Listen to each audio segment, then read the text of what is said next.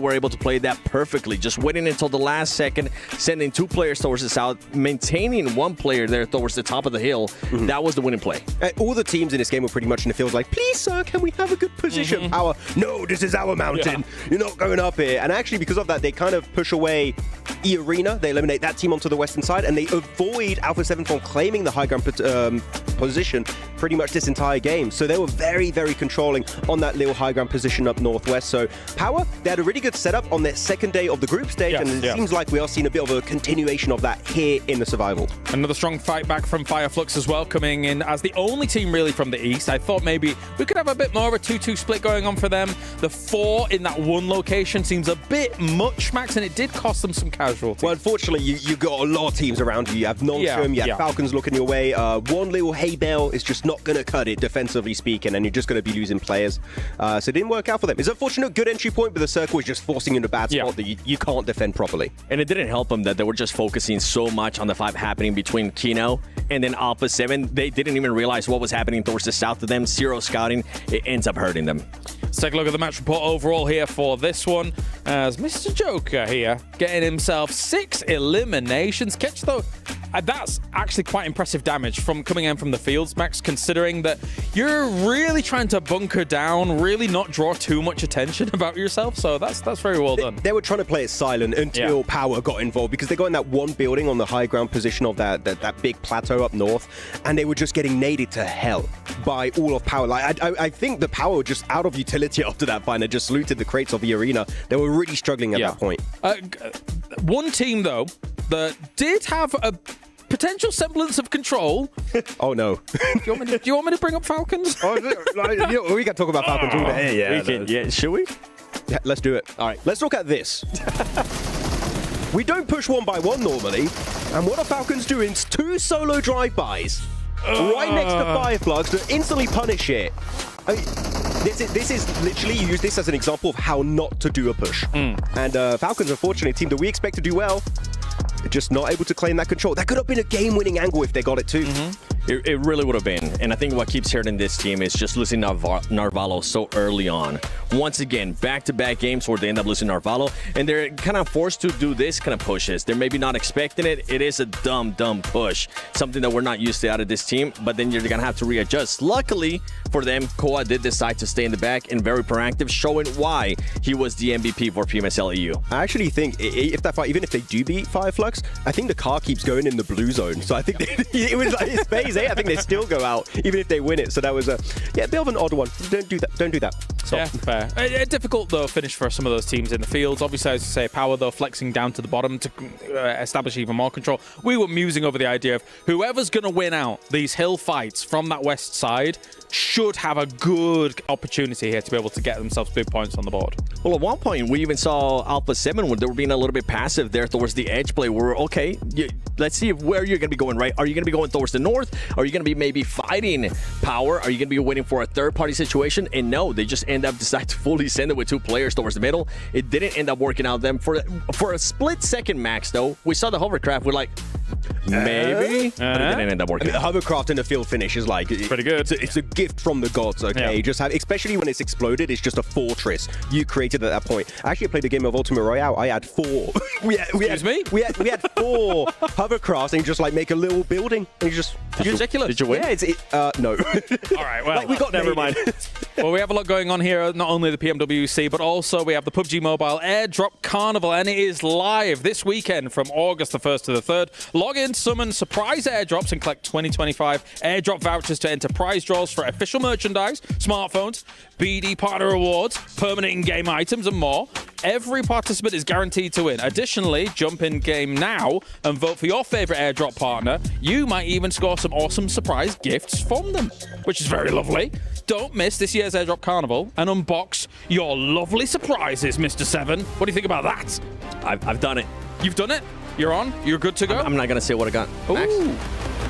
I haven't done it yet, actually. I've just done my in-game predictions. You've been busy. You're here at Pmwc. Yeah, true. All I right. thought you were unboxing surprises last night. Oh, man. Shush you. It's time to get to the game here at the Erangel once again. Game number 3 for the survival stage. Let's head to the casters.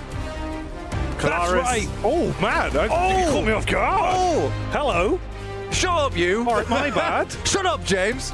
We're going to unbox this game right now. Okay, he's just gone for it. I'll try to give you one of these. I didn't see that. Oh, I try to do the... So, it's for Pubg, try to give the old... He's waved a hand at me. He's given one of these. Yeah, he's given one of these. Let's do it together. Are you ready for game 3 on... Well, I was going to go for of... But you've kind of, you've gone the wrong way there. Yeah, but you've gone for the wrong word. You've got to deal with that. Well, look, you've gone for the wrong word, and that's fine. We'll let you off. Everyone's shame blank in the chat. Was there a script I was meant to follow? You don't follow the script? I don't have one. Well, you should have. I'll wing it. Much like the play. Silly boy. Actually, it's pretty good. It's 2 wings.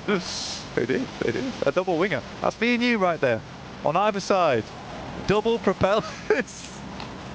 On either arm. But yeah, we're heading over to match number 3. I am... You tangled. Tangled, dude. Untangled. I've untangled Okay, myself. good.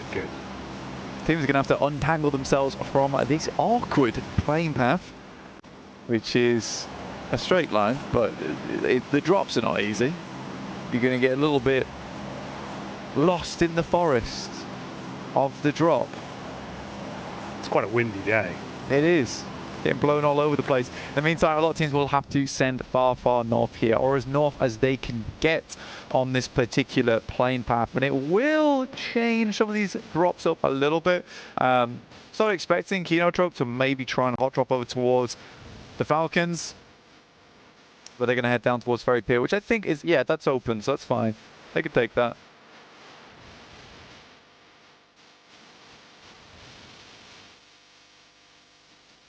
It's your turn now. Wow, it seems like you want to do all the talking. Hey. Just wondered if you keep going. No, bro. I'm done. It's all right. We do a little back and forth here. We're trying out a new stand-up comedy routine. Let us know if that landed. Otherwise, we'll just do normal intros for tomorrow. I tried to make it very clear. I didn't make it very clear. Yeah. Let's be honest with myself. Well, that's fair. A little bit of introspection is good. But The Rock doesn't give a damn about what you've got to say, because I'm all about the gameplay. And that's what we're here for, Blank. Now you talk. Now you talk. Can I That's speak you. now? Now you talk. My turn. Woo! Back on the mic Dropped a again. woo. It's my turn. A woo. It's amazing. Give us some gravitas. I'm quite gravitas. Yeah. Woo! There you go. Would you like that? Was that good? Surely that's got everyone hyped up, right? Yeah, I'm hyped. Yeah. I've hyped myself up. Good. Yeah. I'm glad. You'd need to. Look at this. You know, we got a little bit of introspection. You got to hype yourself up, get yourself into it. This is the advice I would give to all these teams. Ironically, that actually is a pretty good summary of the sort of mindset you need to be going into. Halfway point of the day, right? You've got to try and get those jitters out of you, forget about what's happened in some of the games for the rough starts for a few teams. Try and keep that momentum building. For a few of our squads, they certainly have been able to pinpoint that momentum. For Power here, looks like we're thrown into an opening bout, though. Instantly versus Influence Rage. And the Rage of Easy, the last day of group, certainly influenced them here. They've turned into some absolute monstrous opponents. Currently second place. Oh, that is a beautiful jump. hell of a jump on that. Look how serious he looked as well. Oh yeah, you've got to be focused up. This is horse gameplay. That's what we're bringing to you live. Through the fields of Erangel. Straight hoofing it. A glorious gallop. The Stallion. Power Gaming. Ragnar in the front lines, charging back to his team to assist. That is not a trot. It is an all-out sprint for domination. He's coming. He stopped. Oh, he's too late. Yeah, he might have needed to be a bit quicker on the horse rotate. It's not really worked. Influence Rage are able to fight back and take down one of Power. Oh, Vahedon's in a bad spot now. There were some shots from the sidelines coming through, but Vahedon's all on his own. Just got the Pumpy up top side. Ooh. And he takes a disgusting tag as he drops. Yeah, indeed. Mac-10 Madness up close. SMG slaps him upside the head. Ragnar from the top side, though. He'll start to show what he's made of. Bullets down range. Fragments influence Rage once again. Lil Boy got to make the move. Drop the smoke, see if he can get his teammate up. Nade from Easy. Ooh, only one though. We know that he's a bad boy when it comes to it. Let's see if he can hit this one. It will be very influential. Goes through and bounces. Easy. After the M16. Ragnar's just sending it, dude. He's going in. Close on the doorway, ready for it.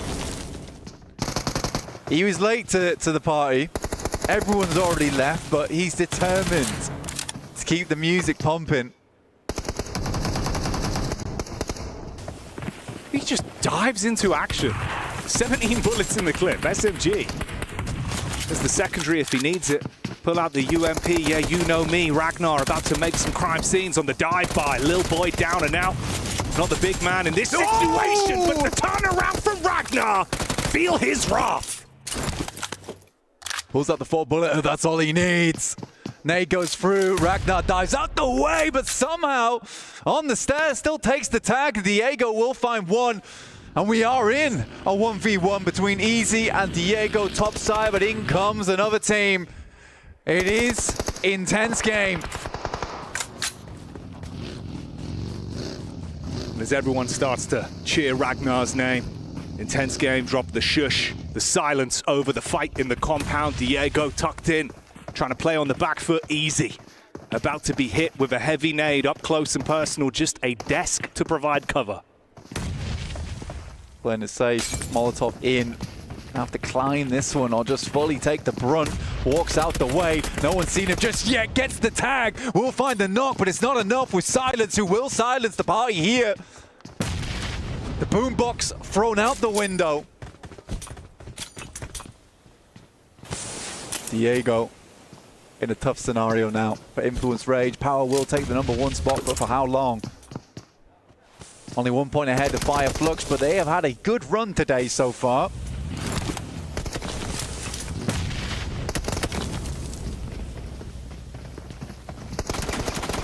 For Diego, you are sweating bullets right now. Off-angle peek on the side, couple shots connect, but Silence does not give a damn. Spams the shots into the loot crate, adds insult to injury. An intense game, make out with the cleanup crew plays on the fight from Influence, Rage, and Power. Themselves a 3 for 3. Kind of a wild step down, by the way, now I'm looking at it. Alpha 7 in 6th with just the 11 points. That drops down to 9 in 7th. We're in just single digits all the way through to 16th. AX with a big fat goose egg.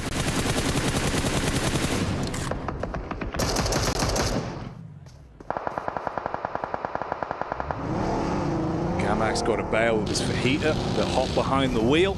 Terrified about having a bite taken out of him as Squash was looking for the setup with the trace. Able to limp out of there with his lives behind the steering wheel. We're in pretty central. This is actually one of the more fair circles we've seen in quite a while here, Jackie. Regnum Kaya leaving Toshpik behind over towards Rozok just in case it does back up that way. And for Regnum Kaya currently in 9th place with just the 8 points. It's not been an ideal result, but heading back up over towards Rozok. This is a good opportunity for them. Team that we put a lot of potential in.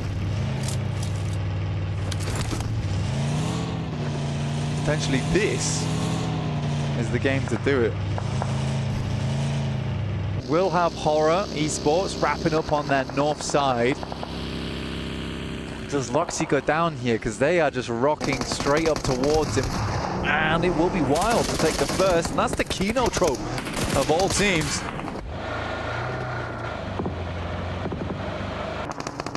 Regnum Kari as well, taking hefty blows here. When you're down to 2 players, it's an awkward firefight between them. You're getting crashed on from either side with Kino Trope and AX.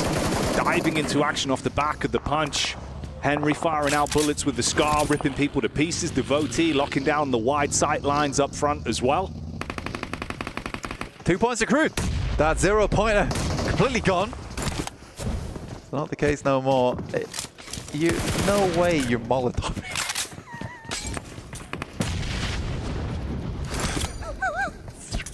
Cooking silence in the corner. Put on for barbecue. Unnecessary, but tasty. They'll take that point. Ozzy Sands barbecue opening soon. Pre-order your tickets for the grand launch. We got turkey on the menu. Kino trope.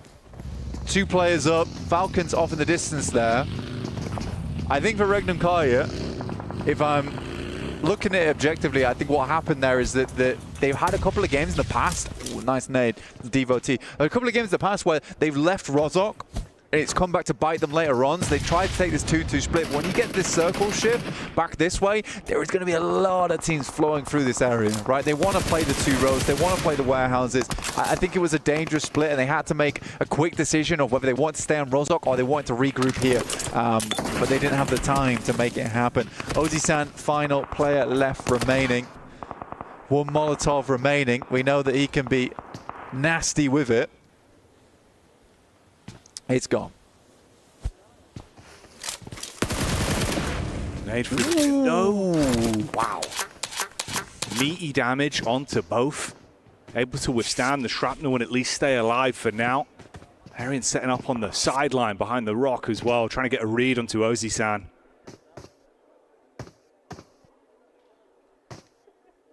This is getting awkward now. Falcons do peek their heads out of Pachinki as this one moves further away. Loot drop coming through. We take a look at the map and where we're heading next. This has been very central. Not so much anymore. Heads above towards Rozhok and Regnum Karya. Oh, fuming, dude. Absolutely fuming. This has happened so many times to them throughout their tournament history this year. Oh, man. I actually feel bad for them on that one. Shot back over from Sleepy as well into Fireflux, having a great day of it. It's a catching a bullet, and not in the manner that you would want to. Hey, this is nice, actually. In the midst of all of it, Falcons able to find themselves a spot. Mafioso, perfect parking. That's going to lock down the doorway. Primed. Reinventing the meaning of parallel parking on that one. Vertical. Oh, yeah.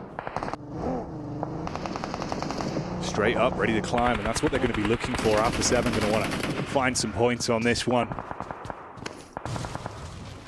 Don't know how Ozzy-san's made it in there, but he has. As a solo. This is Falcons' favorite spot, by the way. They love playing this position. My only issue with it is that the 3-story sometimes gets pushed a little bit too hard, and I don't think that the Falcons quite have a solution for it yet.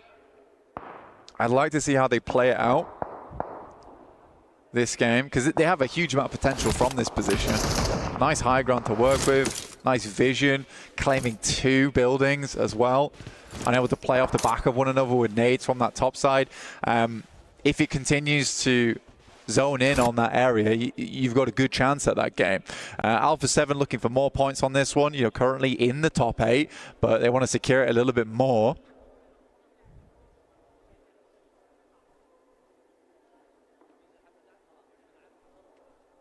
Get the little establishing shot as well, top-down POV, giving you an understanding of just how close these squads are to one another. Ooh, yawn. Yeah, replay on this one. It was cinematic. It was cinematic. Nearly made it through the window. It did. Squeezed it through. Like a TARDIS. The window is bigger than you think. Yeah. It's bigger on the inside. On the inside. Yeah. Yeah, if it's smaller on the inside, it'd be a bit of a shame. It'd be weird, wouldn't it? Yeah.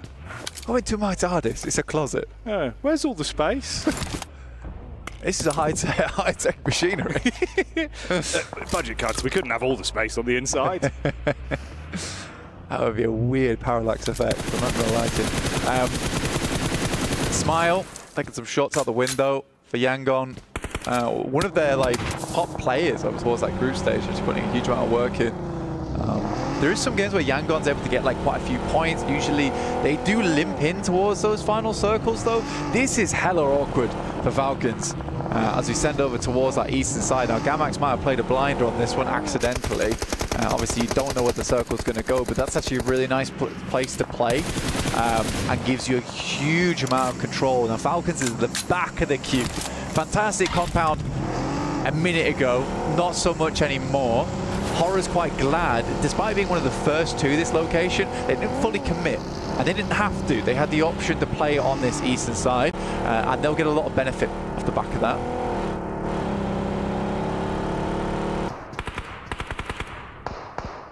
Oh, gets worse for Ekmakari as well, of course. Been trapped as just a duo for so long. Alpha 7 able to get the sight lines over, so we'll commit onto that with Toshpik being knocked down on his last legs. Loxy not really in a spot to quickly make the dash to grab him just yet. Nades over the top. Got the smokes on the bottom of the ground at least to try and provide some semblance of cover here. For a team that starts in Rozhok, they're pretty rubbish at it. Thoughts? Just going to let that one ruminate, really. I just thought I'd let that air for a bit. I don't think that they're bad at it. I think it's just indecision, dude. Sorry, are you moving further away? Is that backtracking? I am backpedaling. Yeah, I am backpedaling. No, I think that it's not a case they're bad at it. It's indecision. If I'm being real, it's indecision. Fair enough. I think that's also what we have seen a couple of times already, where it feels like the split on the instant decisions where they need to go for something that hasn't really been there, especially today, where it's felt almost like the pressure of the situation has been getting to them more. Yeah, it's like we should move. Like we can't just sit in our drop spot and like you get on with almost this hyperactivity where like, we've got to take a 2-2 split or something. Surely it's not going back over to Rozhok again. But no, unfortunate. I think that is the difficulty for a team that starts in Rozhok, is that you kind of want to make some kind of a play early. You don't want to just sit around forever. Cole's already found the 2 elims though, which is nice. Settling Falcons in a firm 3rd spot on the tables. I genuinely do think that those games that they've just come off the back of were very important. I think you put it well in saying that they're quite passive games. They were just trying to get into that top 8. And it's so funny because when Falcons start playing like that, it's like, we just need these points. We can play it cool. If we don't need anything drastic here, their gameplay goes up by a high margin. Yeah, you can see the percentage play is what they go for, right? If it's not over 90%, it's really worth running the risk. Yeah, we're seeing it actually work for them. Very T with a connection back over onto Never Alone as he's tried to make the dash there for Vision. To join the rest of the squad over towards the compound side, so a bit of a split, 1-3 on them, having to try and link back up. It's Volt that's a key piece of this team as well. Yeah. One thing I really do like about AX is that whenever you look at the player cams, they're always speaking to one another. Oh, always commenting. Good, yeah. They're not the best team in this lobby. I mean, that is clear, right? Yeah. But they are giving it their all. It comes back to Rozhok. Gamax also quite unhappy with this one. We've had East hard shift to West hard shift. Man, if Regnum Kai just sat still, you know, could have been a very different game for them. Alpha 7 playing on that south side. Still at 4 players as well, and I think it's a good position to play. You don't have to worry about a lot of the major action happening on that north side. You can sit pretty down towards the south. Yes, you don't have the high ground, but there is less teams to contend with.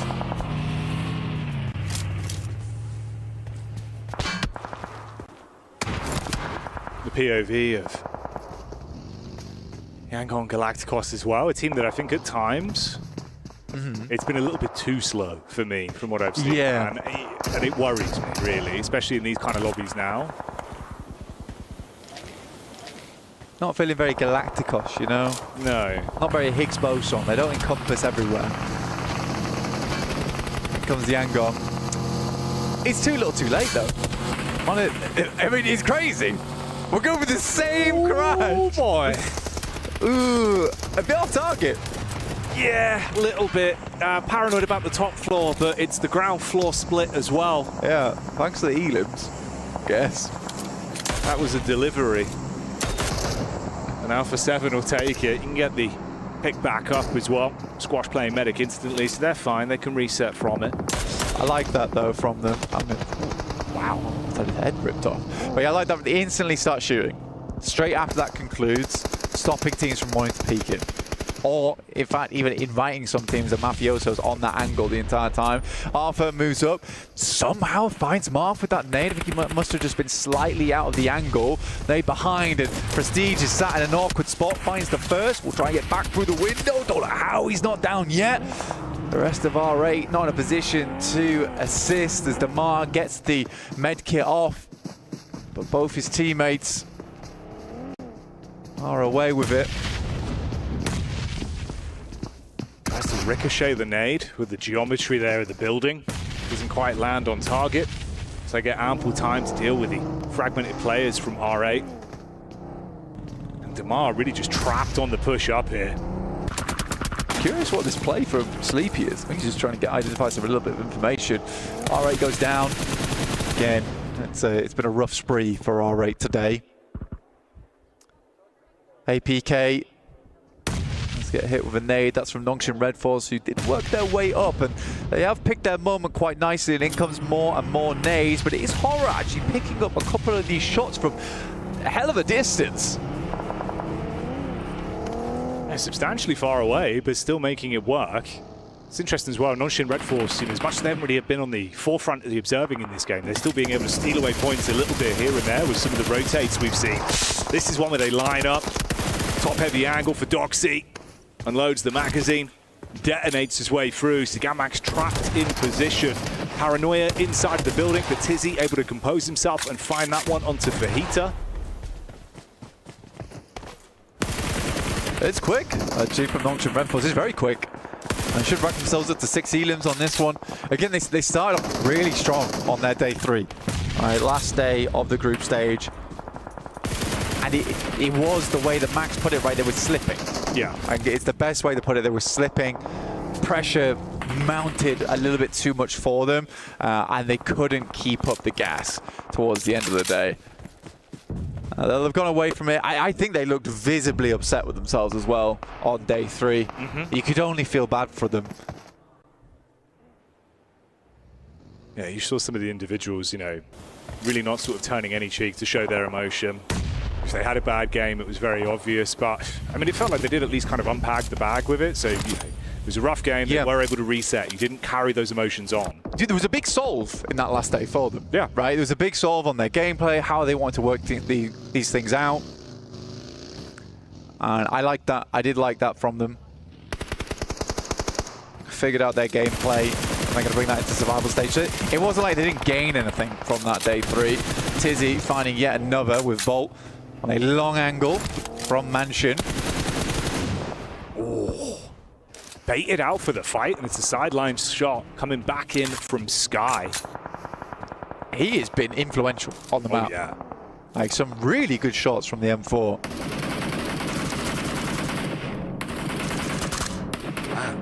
Sky and No Fear, racking him up and knocking him down. You like the heads-up positioning of the crosshair as well. It's a great lead on this. Distance fights when they are just absolutely paralyzing. Just no way to move up. Good clean-up crew action over onto Vision. That was Volt as the last man. He's now gone. And it's actually, to be honest with you, that early rotate out from Sleepy was quite nice. They got a lot of information off the back of that. They knew which angles to watch.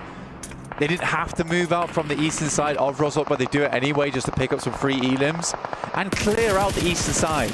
That's their big goal there. Now they can start to work the issue over towards the west.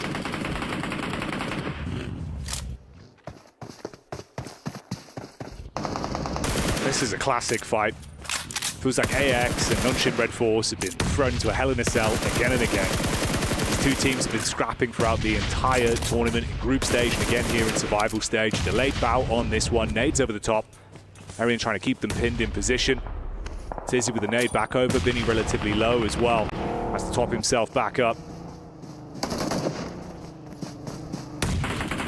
Nade after nade. That looks like a better air burst in my opinion, but Cyrax does take a lot of damage. Thunder strike from the air there. In the meantime, Horror moves up over towards Fireflux. They find Solus as a solo in one of the buildings. Unresable right now. It's hard to get yourself across to him, and he should just bleed out on this one. Close quarters, Nate. You got to tuck him with a shotty. Good tag. Sizzy quite low.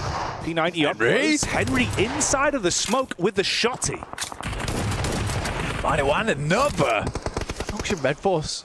Very much cut down. Domination from Henry's side of the ring.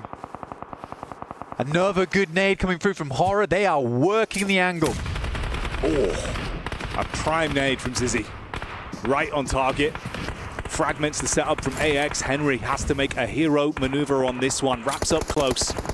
Molly over the top, smoke up front to provide some sort of cover for his teammate, but Tizzy peeks in from the top, struggling to get the quick reposition off and switch to the right gun for the job. Couldn't handle it. Cyrax in the back line now, spamming through the smoke, but it goes both ways. Not much vision to work off on this. Oh, hello. This is a cool rotate coming through from Falcons. They wrapped all the way from that north side. They left one player behind. Redox takes out one, and they're looking to clear up Nongshim Red Force on this third party. This is way more aggressive from the Falcons. They start to flap their wings a little bit. Turning up the tempo, and it's what you want to see. We were saying they've been playing smart, passive games, looking for placements. But mixing in a good score on eliminations as well would be huge for their momentum.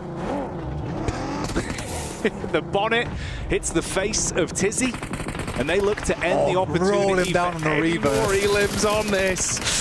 Up close, Raf takes a bit of damage from the peak, but they do handle it. Koa spots that one with a UMP, and you stop Nongshim Red Force that were building a huge elimination game. 10 already. They're taken out of commitment. Second closest, of course, is now Falcons with 7. I mean, this is great, though, for the Falcons, because now they have control over towards the south side of Rozhok. They also have Redox still holding that building on the northwest side. He holds his own. It's the first time we've seen a solo Falcon being able to do that. And that's really cool, because now they have a lot of presence on the map here. Needs be, they can wrap back round again. It's going to be a little bit awkward versus E Arena, but it is possible. So they have 2 corners of the map, so they can confirm on either side. The worst thing to happen here if it confirms fully northeast. That's the one thing they haven't accounted for.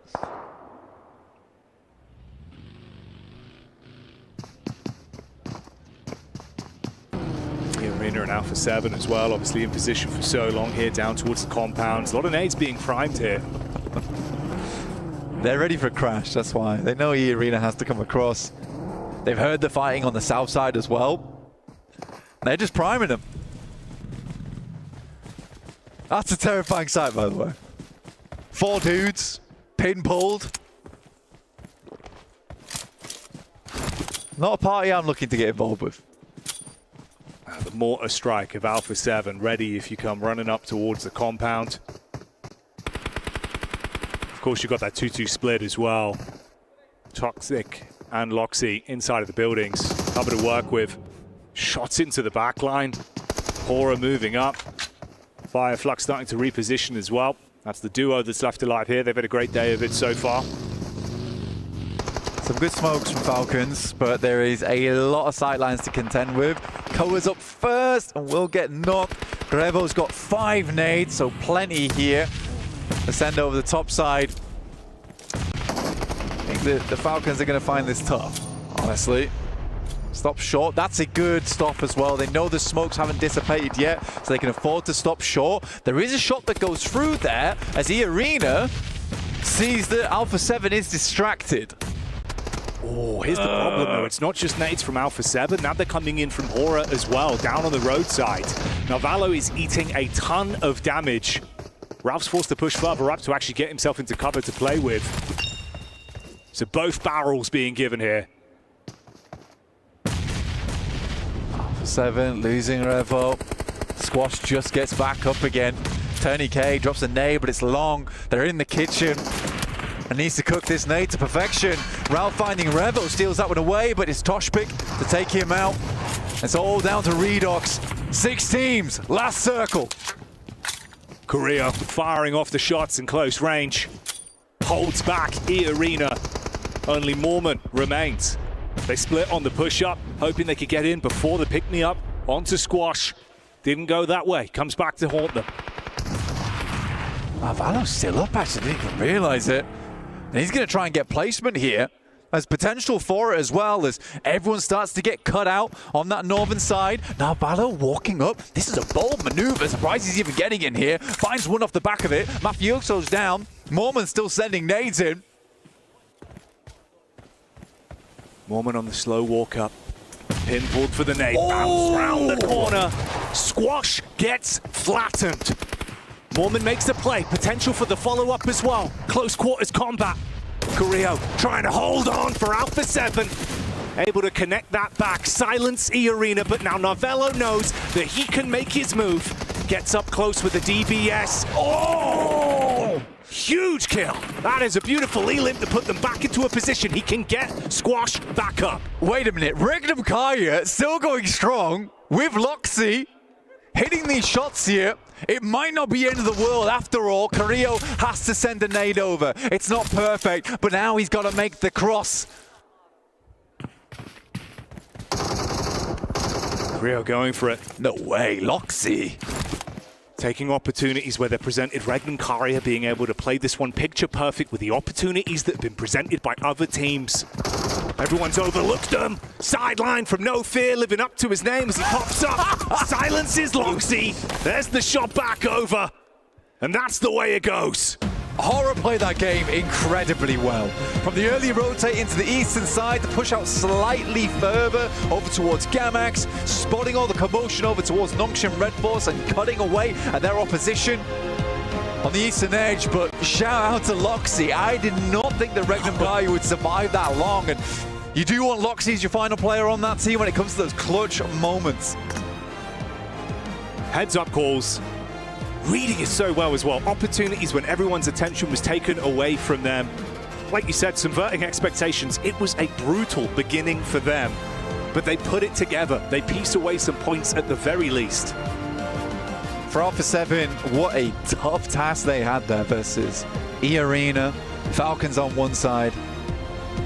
Not an easy maneuver to make happen. Carrillo does survive it all.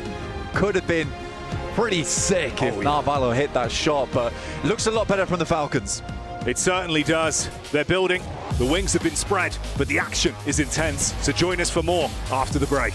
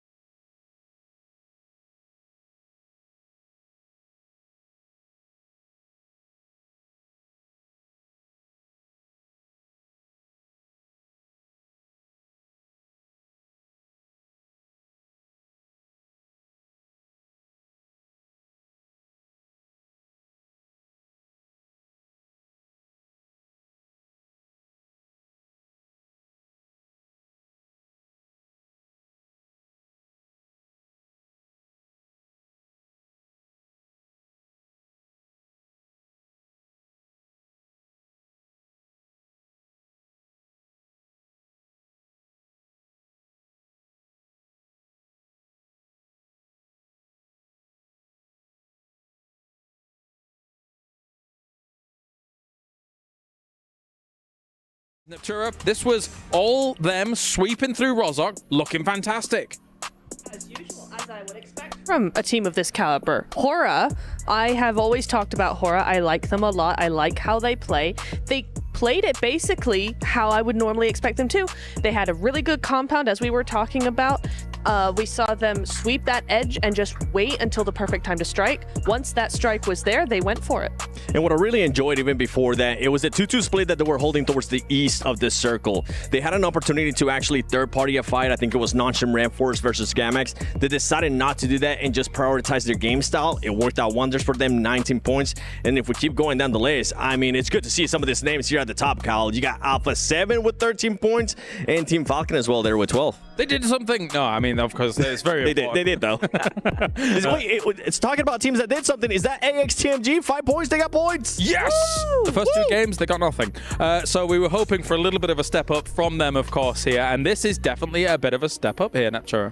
It is. I actually really liked how they played the south side as well, right? They had a really nice split. They kept things going, but they didn't get too far out of bounds, right? They kept it together and held it, and they did a really good job here. And even before they ended up going towards the south there of Rosshog on the mountain, between the school area, I really enjoy what the third party that they ended up doing between Regnum, Karya, and Kino.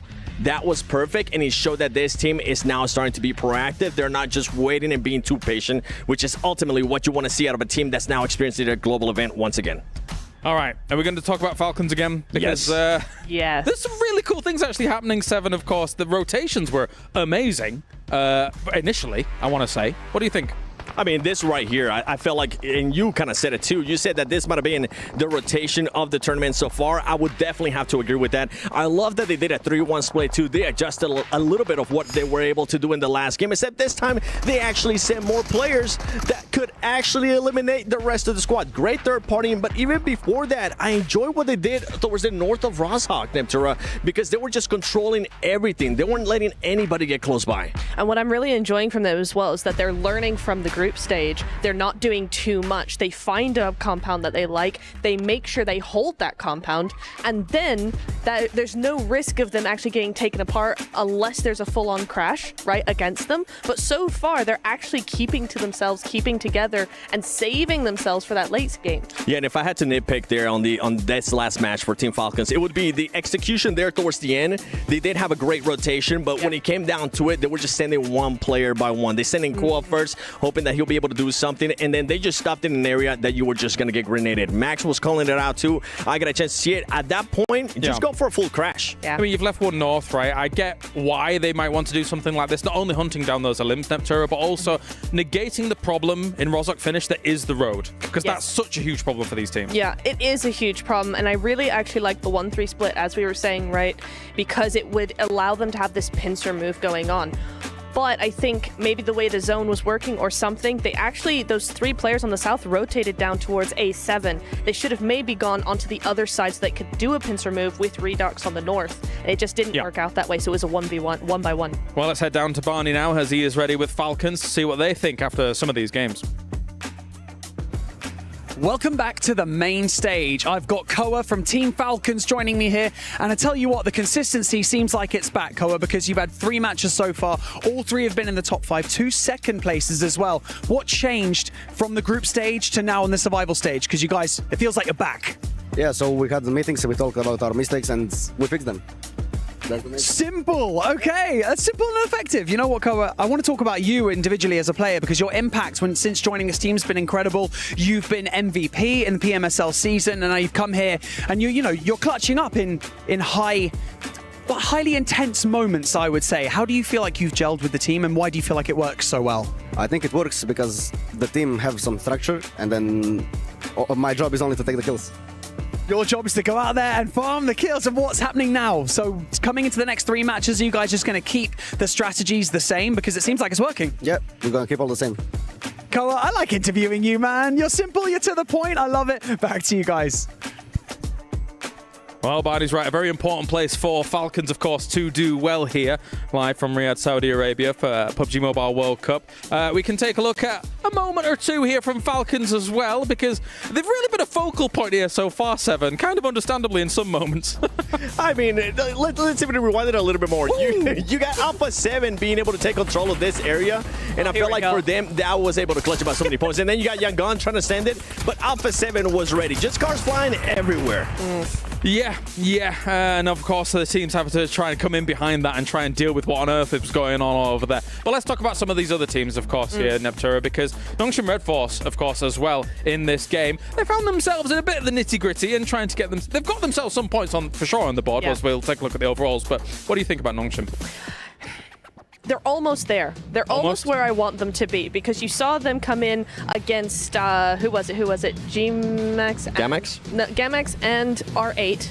They came in, had a really nice third party, really nice push onto Gamex, really good. Then they kind of split apart when they were trying to fight against AX Team AG. So for me, they're almost there, but we look over the overall rankings, and actually it's very close still, even though we've had different teams doing different things at different times. It is, and I mean, look at the 8th place Ringnam Karya. With this matches too, I mean, we're going to have some gaps here and there, but those teams can definitely close it up with just one match. I'm pretty sure we'll end up going there towards the second page. Something that I actually wanted to touch base with Nongshim is I enjoyed that 3-1 split that they were doing earlier on. They did have a player kind of just holding it down with an arm, just making sure that they were scouting everything, which allowed that third party that you were talking about, Neb. I wish they would have actually went north. They wouldn't have needed to challenge Hora Esports. I did not appreciate the south rotation when they ended up crashing on AXTMG. I felt like that was maybe a losing play. If they would have just gone north, played that edge on the river, that might have been a winning play for that team to clutch up even more points. We had our concerns about R8, I think, as well, Neptura. Yeah, we did. I really liked how they played the north side, full control of the north side. If the zone had gone their way, they probably would have won, but they didn't, and they actually, instead of playing that same position that you were just talking about, Seven, they went ahead and crashed the compound, which seemed like just to stop any momentum they had built over the course of the game. It was a concern. I mean, hitting that compound when it's not even going to be a focal point of the circle as well, Seven, seems a little bit dubious, a little bit odd, a little bit. It just comes down to experience from some of these teams. I feel like that's what you narrow it down. The winning play for that team would have been going towards the Western Bridge and just holding that down there. But I think maybe the proactiveness of Team Falcons might have scared them off a little bit more. But for them, I mean, if that's what you're gonna go with, it didn't end up working out for them. Maybe they'll be able to fix it up going to the next games. That said, always difficult in an urban ending like that, of course. The road obviously causes a big problem. You're seeing how reluctant teams are to try and move from building to building. And that was what was really impressive about Hora, their actual sweep from building to building in this game here in Neptura. Yeah, it was. And again, you not only have the road in the middle, you actually have that road in between their compound and the rest of Roshoff as well. So that's very open. I think Regnum Karya had those buildings on the other side. So it was something where they had to cross over, and you can only do that by a full sweep the way Hora did. If you stop at any point, it's game over. All right, well, thank you very much, guys. Time to head over to the stage once again as the lovely Veracity and Mr. Barney Banks are ready to go as well. Welcome back to the Gadia Esports Arena, where we are halfway through day one of the survival stage, and tensions are high. And of course, so is the passion. But I'm here to bring you all of the highlights that we've had so far in day one. And of course, day one, we kick things off on Sandhawk. Sandhawk was extremely strong map because two teams that came into a final showdown were Team Falcons and Fireflux Esports. Fireflux took that victory, and of course, some points along with it, 17 in total. But E-Arena managed to secure 9 eliminations. So an honourable mention goes to them. Are you still up there? Barney, if these players can make it through survival stage, I can too. I've had the best view in the house right now, Barney, and let me tell you right now, match 2 was proof of the fact that the Falcons were able to spend their day off in the most fabulous fashion ever, Barney. Yeah, don't worry about that. I've been snacking away. The Falcons, they've been sharpening their talons, Barney, to say the very least. They soared their way to the very top of our standings. And not only that, they managed to walk away with eliminations left, right, and center. But unfortunately, Fireflux Esports began clipping away at their wings. Our final fight, though, it saw Power Esports taking down the lone survivor representing the Falcons, and that was Koa, marking the third chicken dinner right here at this event for Power Esports. Going into map number 3, Nongshim Red Force kicked things off extremely strong with 10 eliminations by stage 7 of that particular map. But in the end, it was Hora Esports that managed to clinch that victory and claim that chicken dinner for their own as well. So that's nice. A good amount of points for Hora Esports, Veracity. You know what, Barney? Enough chit-chat from us. I want to go ahead and dive into match number 4, baby. Let's do this. Great to see Veracity finally getting down from the high ground. She was up there for a while. Saw the banana peel, a whole bunch of candy. She was vegging out, but what else are you going to do when you're stuck on an island? Speaking of which, we're going into Erangel for map number 4, Pmwc. It's been exciting today, truly, and the reason why is teams that didn't necessarily perform well during the group stage are really showing up in the survival stage. We've already witnessed Fireflux, right, get a victory, which was their first winner chicken dinner of the tournament. That includes their group stage performance. Now for Power, well, they sit at a total of 3, granted 1 for today. And then Ora showing up and getting a win in game number 3 and doing it in sensational fashion, which puts the pressure, John, on so many other wonderful teams.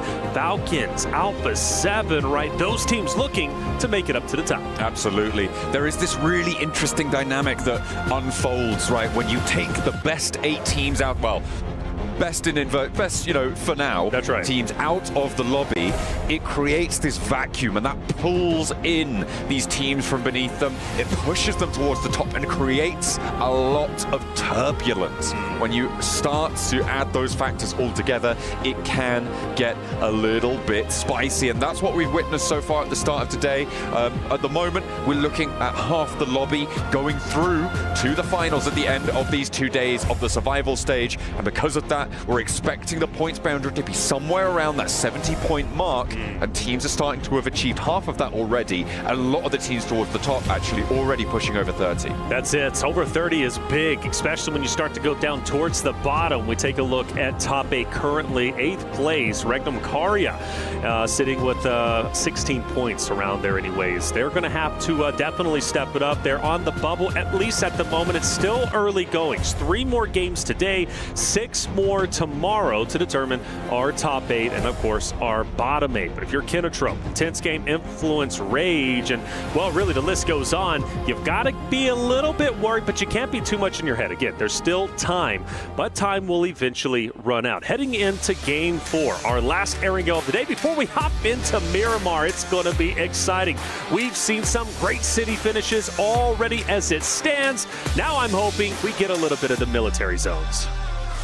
That Key Crusher is hungry, and we have only one way to feed it. It's crunching through these survival stages, and we will be heading in to Erangel once more. All 64 of our players locked and hopefully loaded into the plane from Pubg over towards the southwest side, over towards Quarry.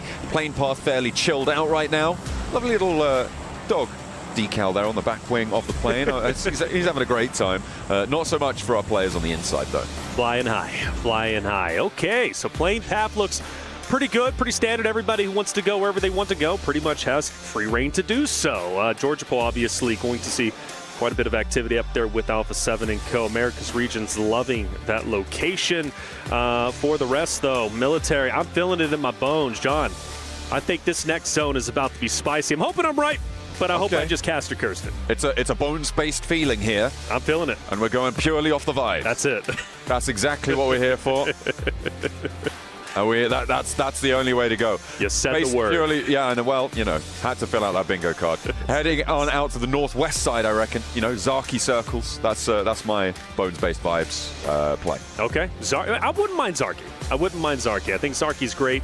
Again, a couple of teams that notably love to go out there. Actually, speaking of which, let's talk about it. Alpha 7 typically goes towards Zarky. Georgia Pool, Pubg is where they decide to go this time around. And, well, we don't get either, but we do get right in the middle of what we were predicting. I'm still happy with this, and it's going to benefit quite a few other rosters. For example, E-Arena, Kinotrope going to be feeling quite happy. Power, who's had a standout day, currently sitting in 3rd place, 31 points. And, well, let's not forget also getting that Game 2 winner chicken dinner on Erangel, now set up quite nicely to potentially do just the same in game number 4. They'll be central at the moment, a bit spread out, but plenty of time to get together. For Yangon Galactica, they are going down towards military to start looting up and also, of course, get their vehicles. Now, for them, though, maybe a potential to go over to the Western Bridge, maybe a scuffle with Kinotrope, maybe R8, but still early goings, and I'm not seeing any hot drops at the moment. No, aren't going to be too many right now. The plane path cutting straight through the middle allows a lot of access to places. I mean, obviously, that Alpha 7 relocation to Pubg, going to that backup drop, it really just opens things up. If they'd have stuck to their guns and tried to go to North George, there would have been a hot drop on some of those vehicles out the west side. So a reasonable adjustment there. Aura and Influence Rage probably the closest by to one another right now, up towards Yasnaya. But it looks like they're just sort of keeping each other at arm's distance. They don't want to get too aggy with it, and I think rightly so. You certainly, when you have a numbers advantage, don't want to push too hard, and Influence Rage as well, just looking to keep things calm, especially down in that 12th place. They want to get out of this early drop into those later game rotations. Falcons also pretty much dead center. They have nobody around them, at least at the moment. They've had a stellar day. We talked about it throughout the group stage. Falcons, bit of an underperformance, right? Needing to step it up in the survival stage where their tournament lives are at risk. It would be weird, I must say, not to see Team Falcons representing in the final stages in that Smash Point competition, but they're doing very, very well. We mentioned 70 being the cutoff. They've already surpassed the halfway point. They still have a little bit more work, but let's face it, Falcons, if they can perform well in these back end of the 3 games of our 6 today, they can absolutely qualify based off of day 1. The thing that's very encouraging about the Falcons' performance right now that maybe isn't attributed to the other teams that sit around them is that they've done this through consistency, right? They haven't won a game yet. They have just been consistently getting into the top 5, right? And that is a great result for the Falcons to be able to have that spot available to them. The downside of what I've seen from them today is that there have been good rotations, good decisions being made. Yes. The mechanical execution of them has been subpar. Specifically, I think it's safe to say Ralph has had a couple of missteps, and I think Narvalo as well, obviously going down a lot earlier in the games than they would have liked to. You can attribute that to getting a little bit too bold on the scouting, maybe less of a mechanical issue, but I do think there are still a few wobbles here and there, and hopefully they can get themselves nice and steady, because it's working right now. The question is, will it work if they go to the finals? Would you bring back those top 8 teams? Yeah, and that's a question, right? And that's a question they're going to have to ask themselves when they do head into the finals. Obviously, the task at hand now is just top 8. And, well, speaking of one of those teams who's close to the bubble is Alpha 7 on your screen, a team that obviously is coming in with squash this time around, but regardless, the returning champions, the heroes of the Americas region who play so incredibly well. I would be, again, just like the Falcons narrative, it would be so weird not to see Alpha 7 representing themselves during the Smash Points group or finals just coming up next week. But for Alpha 7, they're still relatively healthy. I do feel like they have gotten punished at multiple moments, but for now, I'm not too worried about them. I think they're going to be just fine. Now, for other teams from the Americas region, Influence, Rage, Intense Game, I do start to get a bit worried. I don't think they are performing well. And you go back to Influence, Rage during the group play, specifically their performance during day 1 group play for them, I felt they were coming in hot. I thought they looked great, but survival stage, nothing like their group play performance. No, I mean, it does really change the dynamic, as I mentioned before, right? When you are taking out those top 8 teams in every single match, no matter which groups we're in, you're expecting there to be about 5, maybe 6 of those teams in the top 8 to be playing in the lobby, and removing those teams has really changed the dynamics here, and teams have taken advantage of that. And like you were highlighting there, some teams have had to eat mud on the flip side, right? Because you have to for a team to do better, another team has to do worse, right? Swings and roundabouts. That's it. Yeah, that's it. Well, I will say Team Vision also another roster that surprised me being so far down. You go back to group play and they were performing incredibly well, having plenty of highlight moments. Were they in the top echelon? No, but Vision still a team that is struggling. Magnum Karya now in a fight against AXTMG and Silas, a guy who, again, is trying to create history for himself. He's already has a large history of performances and great moments throughout PUBG Mobile history. This tournament would complete the trifecta he's currently trying to get, so that's a big opening elimination for him. And for AXTMG, the struggles live on. I think Reckon and Kaya are looking weak this tournament in a way that couldn't be said, I think, for Alpha 7 or Falcons. Sure. They haven't really been in these positions to really take too much. They earned a couple of points on a few of the days, but obviously they're here in the survival stages, and I'm hoping that they can stand up. Like you said, with Silas having that PMGO victory, having that PMGC victory under the belt, adding that third, would be the first player in history to do so. But at the moment, they need to piece it back together, especially coming off of a weak season back in Europe, right? These guys only qualified because they had that extra qualification spot from winning PMGO at the start of the year. So the fact that they're only here because of that earlier performance, it does add questions to this roster. And right now they're on 8th place. So they would, if things close down now, be going through. And I think I would be disappointed not to see them go through, but they do still have a long way to go. And when they're put back in the fold with the 8 teams already qualified, the same thing's true of as what I said for the Falcons, right? There are those questions that just don't have an answer right now. Alpha 7 in ruins, currently only team over in this location. Influence Rage skirting just to the north side for them, but getting quite contested towards the middle as we would expect. Regnum Karya being one of them. Dead center. Power as well. Haven't really done too much, but you wouldn't expect them to. They're centered. They're happy where they're currently at. For Kinotrope, well, they've got people all around them, but again, same situation.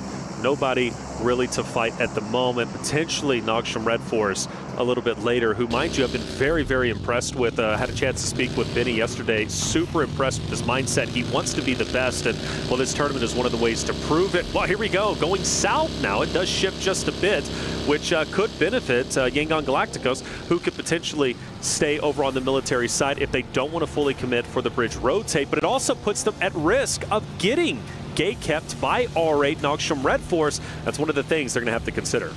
A lot of teams now looking to make their move. A hard south shift forces teams to rotate at the same time. I'm seeing Fireflux moving into the hills to the south of Pachinki there. Nongshim Red Force actually regrouping to the compound that sits over that long hillside that borders the south edge of this circle where R8 currently take up occupation. Fireflux actually rotating away. Looks like they're going to try and push into the east side of that, and all of these teams from the north going to try and move on top of each other. It is intense game. It is Alpha 7 moving in this area. You've got Power as well, who are a little bit ahead of the curve, and Influence Rage, actually the three-peat of the Americas teams. And when you only have one good team in the region, well, you know who you want to see get out of it. Yeah, this is going to be weird because, like you said, you got all 3 Americas region teams, ironically, just right next to each other. You would, I guess, expect that with similar play styles, kind of similar mindsets, obviously from the same region, but it seems like they kind of do this invisible handshake. You go on your way, I'll go on my way, they'll go on their way, and we'll avoid each other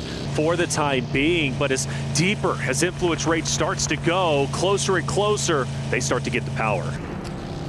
Fireflux did actually turn around. They're now still in those hills, but it's Gamax, it's Yangon Galacticos who have now crossed the bridge as well on the south side of the circle, who are poking their noses in. You've also got Arena, who have sent a scout down south towards Nongshim Red Force, towards R8, but now Alpha 7 have actually cut off that retreat. On the north side, Aura, Influence Rage now clashing, trying to take position, and first blood for Lorazit.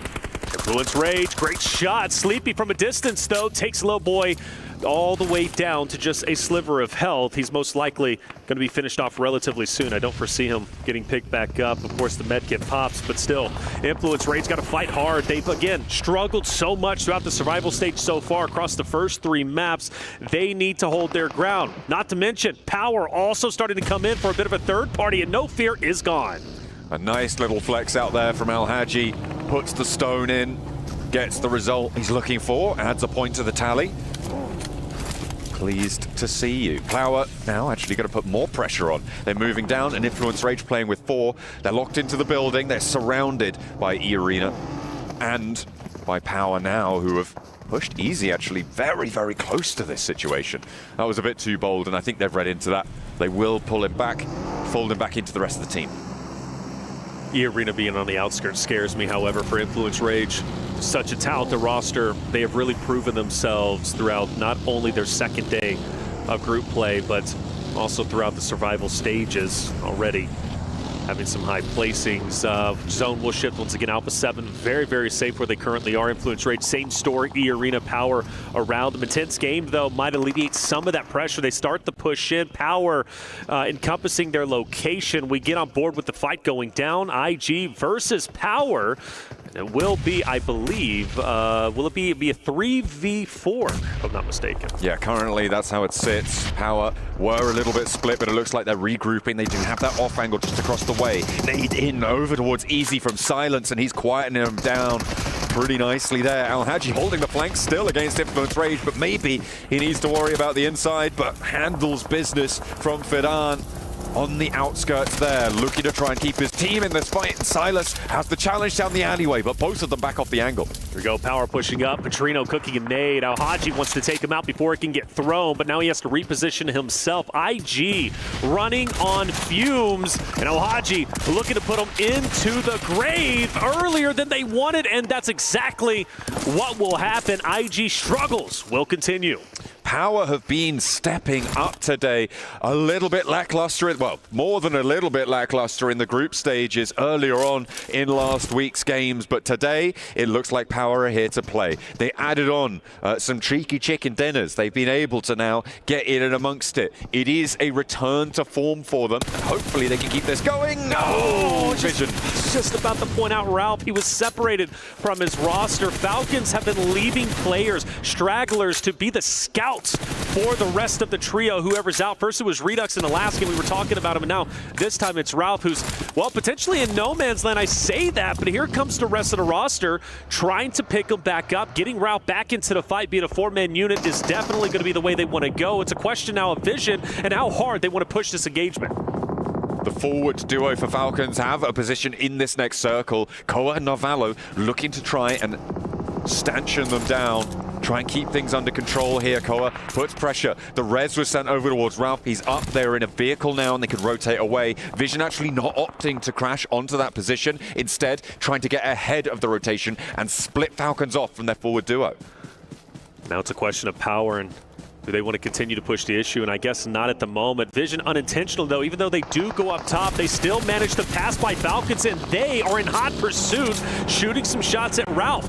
The early knock that they got a little bit earlier, now trying to get the finish. Influence Rage also in the area, and they're going full send. AXTMG also off in the line of sight. So this is getting a bit chaotic in the open field, and as they are pretty much dead center of the zone, everybody's going to be collapsing in. And now Jiggle from Aura. Regis, you got Silas also up there, and Vision Bolt is pushing in, trying to take everybody on, and he's going to fall a bit flat. Vision do a mad rotate through everybody in the circle into the middle of an open field. It was a death ball that they just sent in, hoping to all hell that they'd make it, and they just really didn't. It was honestly a pretty terrible position there for Vision to take. 100%. I think that is probably coming off from the Falcons, what was potentially one of the most exciting, fresh, new, dynamic rotations in the tournament so far, into what I think I would categorize as the worst rotation I've seen this tournament. Fully agree, and especially because you get a fresh knock on the Falcons and you don't even fully commit for the finish. You have the man advantage in that moment, and then you decide to pull away, allow Falcons to get the res, and then full send it in the middle of 5 teams? Nah, that just doesn't make sense, and, well, clearly they are struggling today as they just sit at the very bottom with only 2 points. Hopefully I'll start to get it together. A lot of teams on the north, stragglers, trying to come on in. Kinetro, Power, you also have Influence Rage as well. It's going to be pretty tight up towards the northern side of the zone. The first team to get in might be able to play Gatekeeper, but for the time being, everybody's got a lot of space to work with, but that's the thing. There's just a lot of space out in the open, vast area, which is the zone.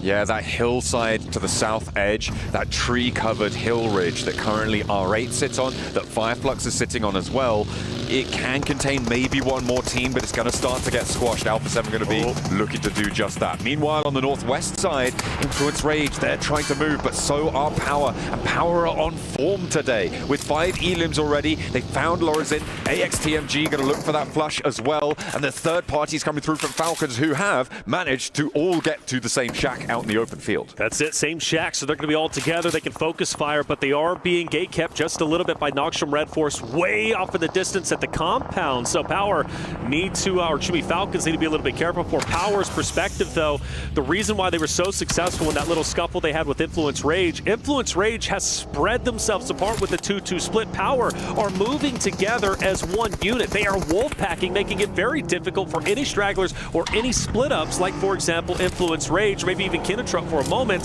to fight against this 4-man unit of Power. And I think I owe their success to, again, them being on the same page, sticking together. It's hard to take on a full force unit, but teams now start to settle down a little bit. Kinetruck is going to go ahead and take over the west, or should be eastern side zone. Power will start to move in.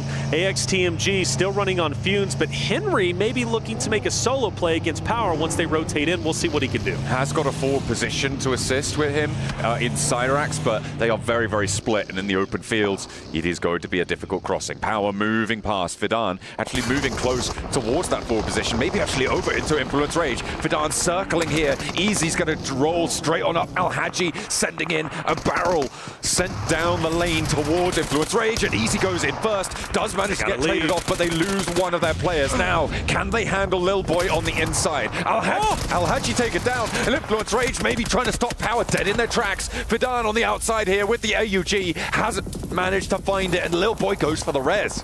Lil Boy's going for the res. Lil Boy now out. He knows he has to leave this. There's too much utility to use. And the juke, the bait and switch to take down the remainder of Power to stay alive. The Falcons are now starting to move in, and I fear this might be the ending of Lil Boy. But the medkit is popped. He's back up, but the nades are rolling in, and Falcons are starting to close the vice grip. But Lil Boy stands on his own 2 feet for a little bit longer to get one more final knock. Ralph needs to get rezzed here on the inside. They've got a couple of vehicles to play with, but this is not going to be enough of a position. A massive flex back out from the Falcons. They are getting spicy with it. Alpha 7 in the meantime marauding around and sweeping through the western side. They might try and push in and capitalize on this chaos.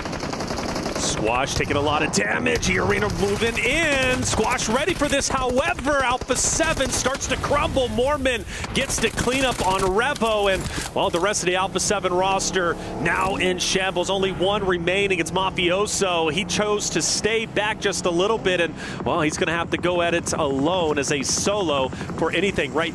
Going for placement points. Maybe potentially trying to get the remaining cleanups. I mean, after all, Arena does have 2 down players. Falcons got really keen to push up towards that north side, but it means that they've got 3 players in position to potentially pick up these points towards Arena. You can see these nades are starting to ring on out, and it's actually from R8 who are able to close down Alpha 7 here. But Arena suffering as they try and go for that cross, that northern flex out. The Falcons were all held down towards that number 3 on the minimap there on Narvalo, but now with that flex out, they have those off angles. Yep. They now need to rotate back on in. You can see the vehicles they got available to them though, and they should be able to make this crossing. Yeah, Arena will maybe split the difference between them. Narvalo might be able to put additional pressure with that split. Noxious Red Force still dead center, by the way. They're going to play a big impact as we get later and later into the stages. R8, the team that, just like others, have been struggling quite a bit. Opposite of another team that is relatively low in the standing. Shangon Galactica, Saycloud Smile just up ahead. Mormon starting to roll in from Arena. I would be very, very impressed if Mormon can even pick up one. But with this off angle on R8, I don't know. I'm thinking he can at least start to hurt R8 a little bit, which could open up the door for Young Galacticas to potentially get a clean win here. That's what they'll be looking for here. Gamax trying to push in on the southeast side in the meantime as Fireflux try and hold their own. So far, looks to be in the favor of Fireflux, but Rectum Kaya are chiming in across the way from the north side, pulling them now down to 3 confirmed. Gamax playing with just the 1. It may not be enough to take down Fireflux, but damage has been done, and that's going to slow them down. Talking about those holds out to the west side towards Yangon Galacticos, it really does entrench them in this position a little bit longer. Fireflux staying alive a little bit longer, start to push up towards Yangon Galactica. Strax is, well, in the thick of it. Smoke out, nades starting to move in. Falcons keeping the pressure up. Just such a sensational day from Team Falcons. Just on the edge of taking over first place. AXTMG are now gone. And Falcons have been hugely aggressive. And man, from one team to another, they now push up onto Kinetruck. The question is, do they know they're sitting in the weeds? They have managed to spot that first knock, right? So they know that there is a team there sort of trying to navigate the northern side with a hard north shift. It would be a very viable team to try and take out, but Falcons overcommitting here would expose them to Nongshim Red Force, who have been in this compound since the start of Phase 2, almost Phase 1 in fact. They have been chilling here in big ways, right? One Elim, very quiet, difficult to leave if they had to rotate away, but they have control over so much of this open ground now.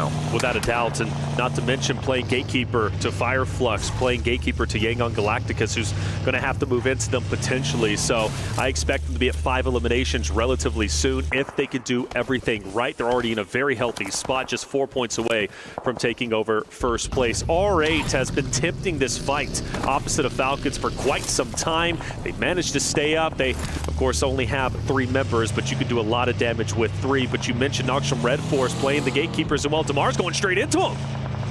Just going straight on through, trying to see if he can keep an edge, and it looks like they're going to let him play on this wall for now, but the Falcons might have something to say about that. Damar may be exposed. The rest of R8 actually going to continue that push. He knows he's getting unchallenged, so they've got that western building under control.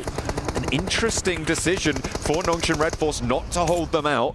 They're going to give the western side of the compound to R8. Compound so critical to keep in play, especially if you get blessed by the next zone, which could very well happen. Now, you do have to consider another fight, obviously, right before your eyes. Fireflux as well as Yangon Galacticus, as they might cannibalize each other. As soon as that happens, now they move into Noxious Red Force and an R8 fight. So it's going to be one fight to another, and now you have to prioritize which one is more important for you to take the third party or go head-to-head. For Fireflux, they can, in fact, wrap around the eastern side and maybe take over where the crate is currently at, or they can decide to push. Right now, they're just kind of seeing what's out there, but with the hovercraft, I think Yangon Galacticus need to take advantage of that. For me, I'm wrapping around. I don't want to full send it. I don't want this third party, but maybe they do. I mean, it's already smoking. It's really dangerous to be heading on in like that, but Yangon Galacticos full crash onto the northern point, and Nongshim Red Force look to hold. A meat grinder found through the window, but Yangon Galacticos somehow avoid the spinning blades that Nongshim Red Force will send out towards them. Smile is hunting them down, and that's 3 players already falling. Romeo the only casualty. R8 looking at third party, but not really finding too much. It's over almost before it started, and Fireflux are now in on the east side. But Doc also hits a great shot onto Solus from Fireflux through the window, and now he can capitalize with the nade. You have, of course, Marth and R8 on the outskirts. Nades galore starting to come through. Doc still standing up with the full challenge on the outskirts. Madcap, though, great shots with the DBS, will push Doc back.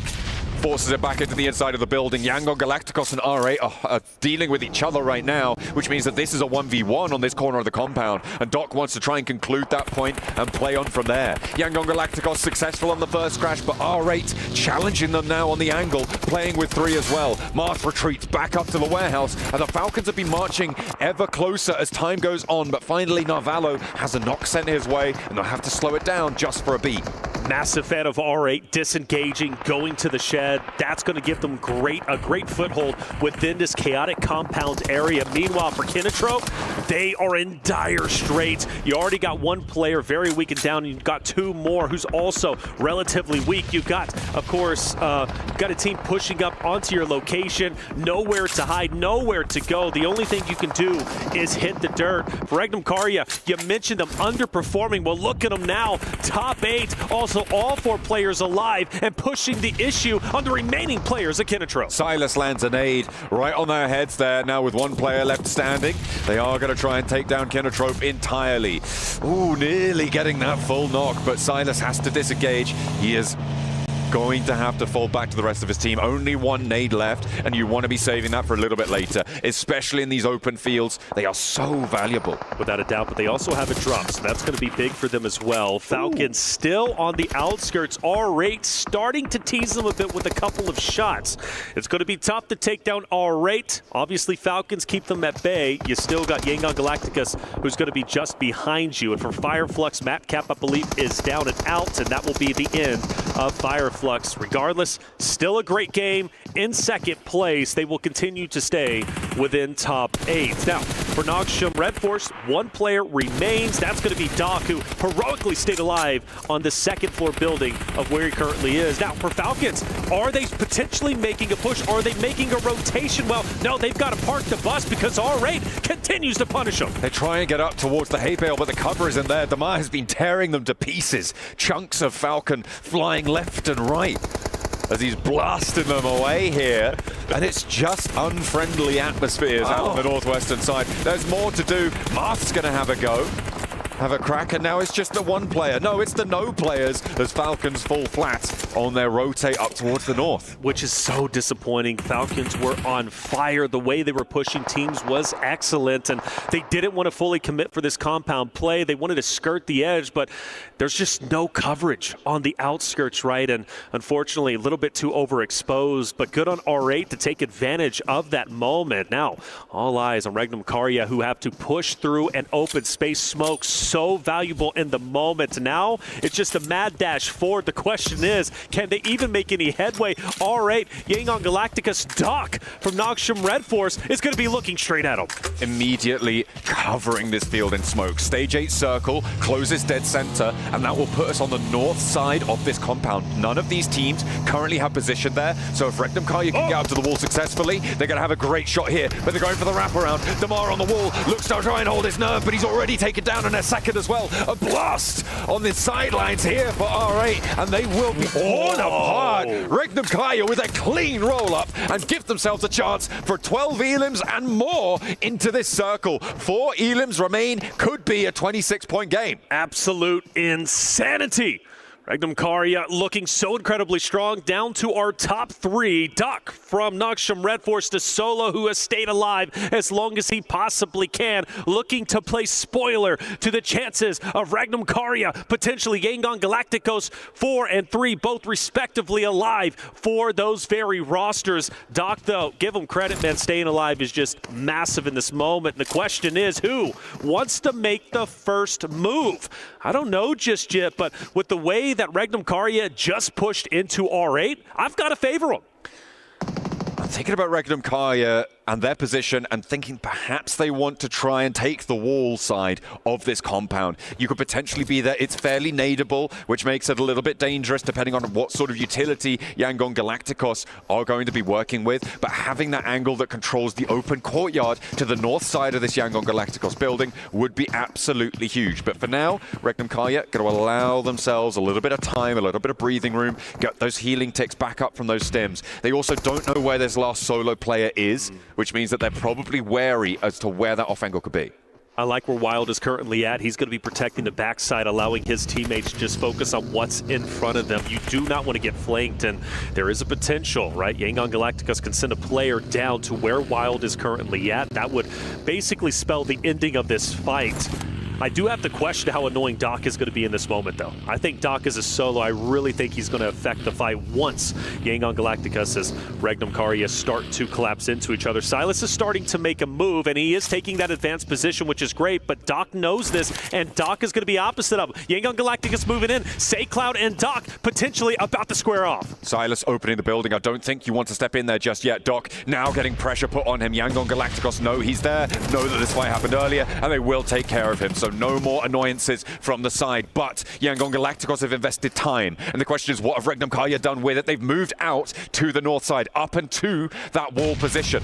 The nade over towards Silas drops short from Smile, and everybody's cooking them. How much more have they got left in the back pocket? Loxy with a long lob, doesn't quite connect, and another one sent over towards Silas. Sees the numbers even, 3 versus 3, and Wild falls next. All right, Regnum Karya now with the 3 versus 3, as you said. SayCloud, Smile, nades are cooking, they're throwing, but are they connecting? Well, not just yet. Loxy, no, down! Loxy down! Yangon Galacticos managed to make it happen and take the win. Regnum Karya, a heroic effort, a wonderful game, but at the end, that was the ending, man. Well done, dude. I think today the games we have been phenomenal. Regnum Karya, the champion, or excuse me, Yangon Galacticos, the champions with 9 elims, huge. A brilliant result for them in the end.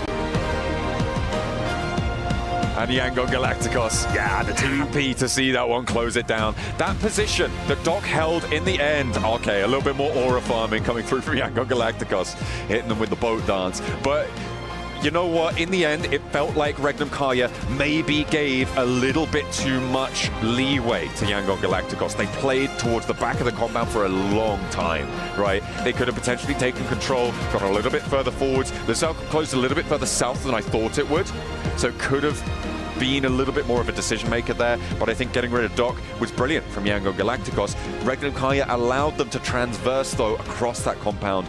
They could have done more. 12 elims in a second place, however, that's going to put you up on, what, 18 points on the match, and that's a great result. Yeah, without a doubt, especially since we talked about their struggles. So a game like this, very much needed, puts them closer to that potential theoretical 70-point threshold.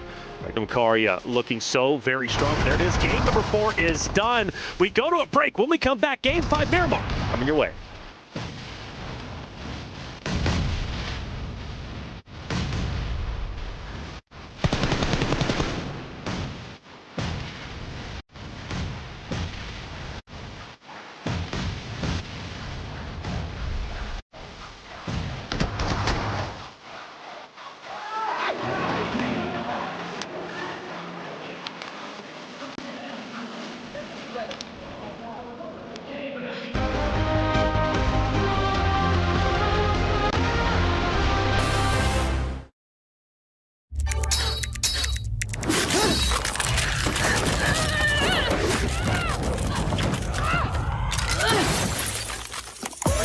Reach your impossible. Lenovo Legion.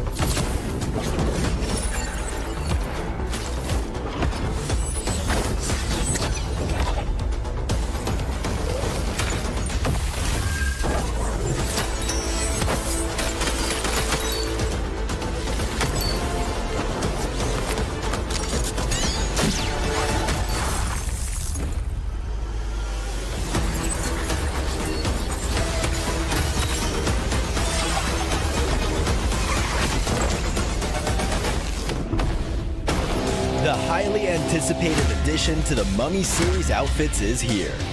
Paired with the new Ice Tomb Glider, the Polar Spectrophage set is just what you need to freeze your enemies. Or send them ablaze with the Inferno Fiend set's new upgradable Chain Inferno Uzi. All the Mummy outfits are back. Get them all. Join now and collect the whole series to turn all eyes on the battleground. Event period, July 10th, 2025 through September 2nd, 2025.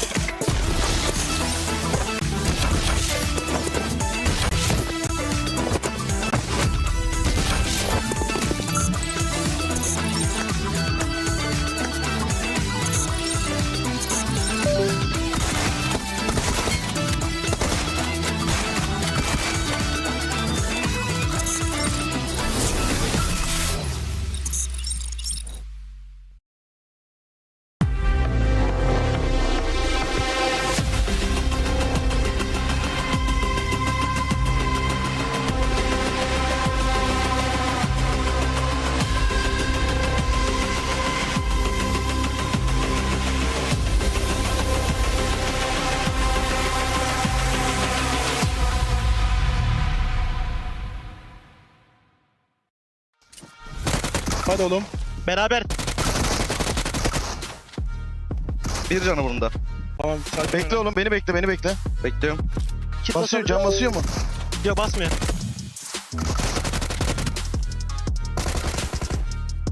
Nice! Nice oğlum lan! اسمع نيت ورا المكان ابو علي يمين يمين ايش بقرب من تحت انا صيد نيت وش في ذا نايس نايس ون ها بالعب ما راح يتنوك يزعروا بيجيب الزون بيجيب الزون فيد ها بيجيب الزون ها انا بهدي ما بيك الرايقين خلي موت جون انا ما بيك انا ايوه خلي موت جون ولا ورا تنوك واحد نايس نايس يا نايس يلا اشرنا حجي كلنا هناك Yangon goes absolutely celestial here from Galacticos as they have brought the big bang at the very end and getting themselves the win here at the Pmwc, at the EWC. Of course, brilliant win from them coming in for the last Erangel of the day. I've got 7 as well as Neptur to talk about this one. It's absolutely intergalactic coming in from Yangon. Just space puns. Yeah, space puns. We gotta hold space for that one for a second. Yeah, very nicely done. No, but I think they're very good. I know, that's lame. Stop it. Don't laugh at me. What I'm trying to say is... teams are very good, No, they're all very good. 10 out of 10 but analysis. Are they all very good with those nades? Because Regnum were looking very good to actually just overtake and just storm through that compound. And Yangon went, I don't think so. We have nades. We have nades and we have a lot of them. We don't even need our weapons. It sounds like you right British accent. What's going on? Actually, the more I've talked to Neptur over this few days, she starts talking about, I don't know about that, James. I'm like, stop it. Stop making fun of me. What's going on? Really not. It sounds just like you. But Yangon, I was actually really impressed with not only just the nades, the proactiveness that they showed throughout that match. I mean, even if you rewind it earlier on, the push that they did on non-ship Red Force, that was the impressive part. Them being able to now control that, making sure that the last player for non-ship Red Force backed up. I mean, Yangon Galacticos, 19 points for that team. And Regnum Karya, the way this team was playing Neptura, just towards the north, sweeping everything, getting all those eliminations too. I really loved how they played this. A 1-3 split through the field, just trying to hedge all their bets against the other teams in the field. And then we were talking about the smoke road that they were doing, that blockade of smokes, not telling any team where they're going at any one time. They were like, we're not going to hint at anything. You have no idea where we're going next. And it worked very well for them. Definitely, as all these teams are getting ready to get into Miramar now as well, but we've got more to talk about, of course. That compound, that farm compound, non-ship Red Force, of course, technically early on has the lockdown on this compound, but it's a case of, do you have it too early? Because for me, 7, it felt like the rest of the lobby knew exactly how to dismantle them. Let's break it down. Let's break it down a little bit. No, the thing is, I agree with you, but I feel like that team just fell asleep in a way because they got an R8 being able to be the first team that pushed them, right?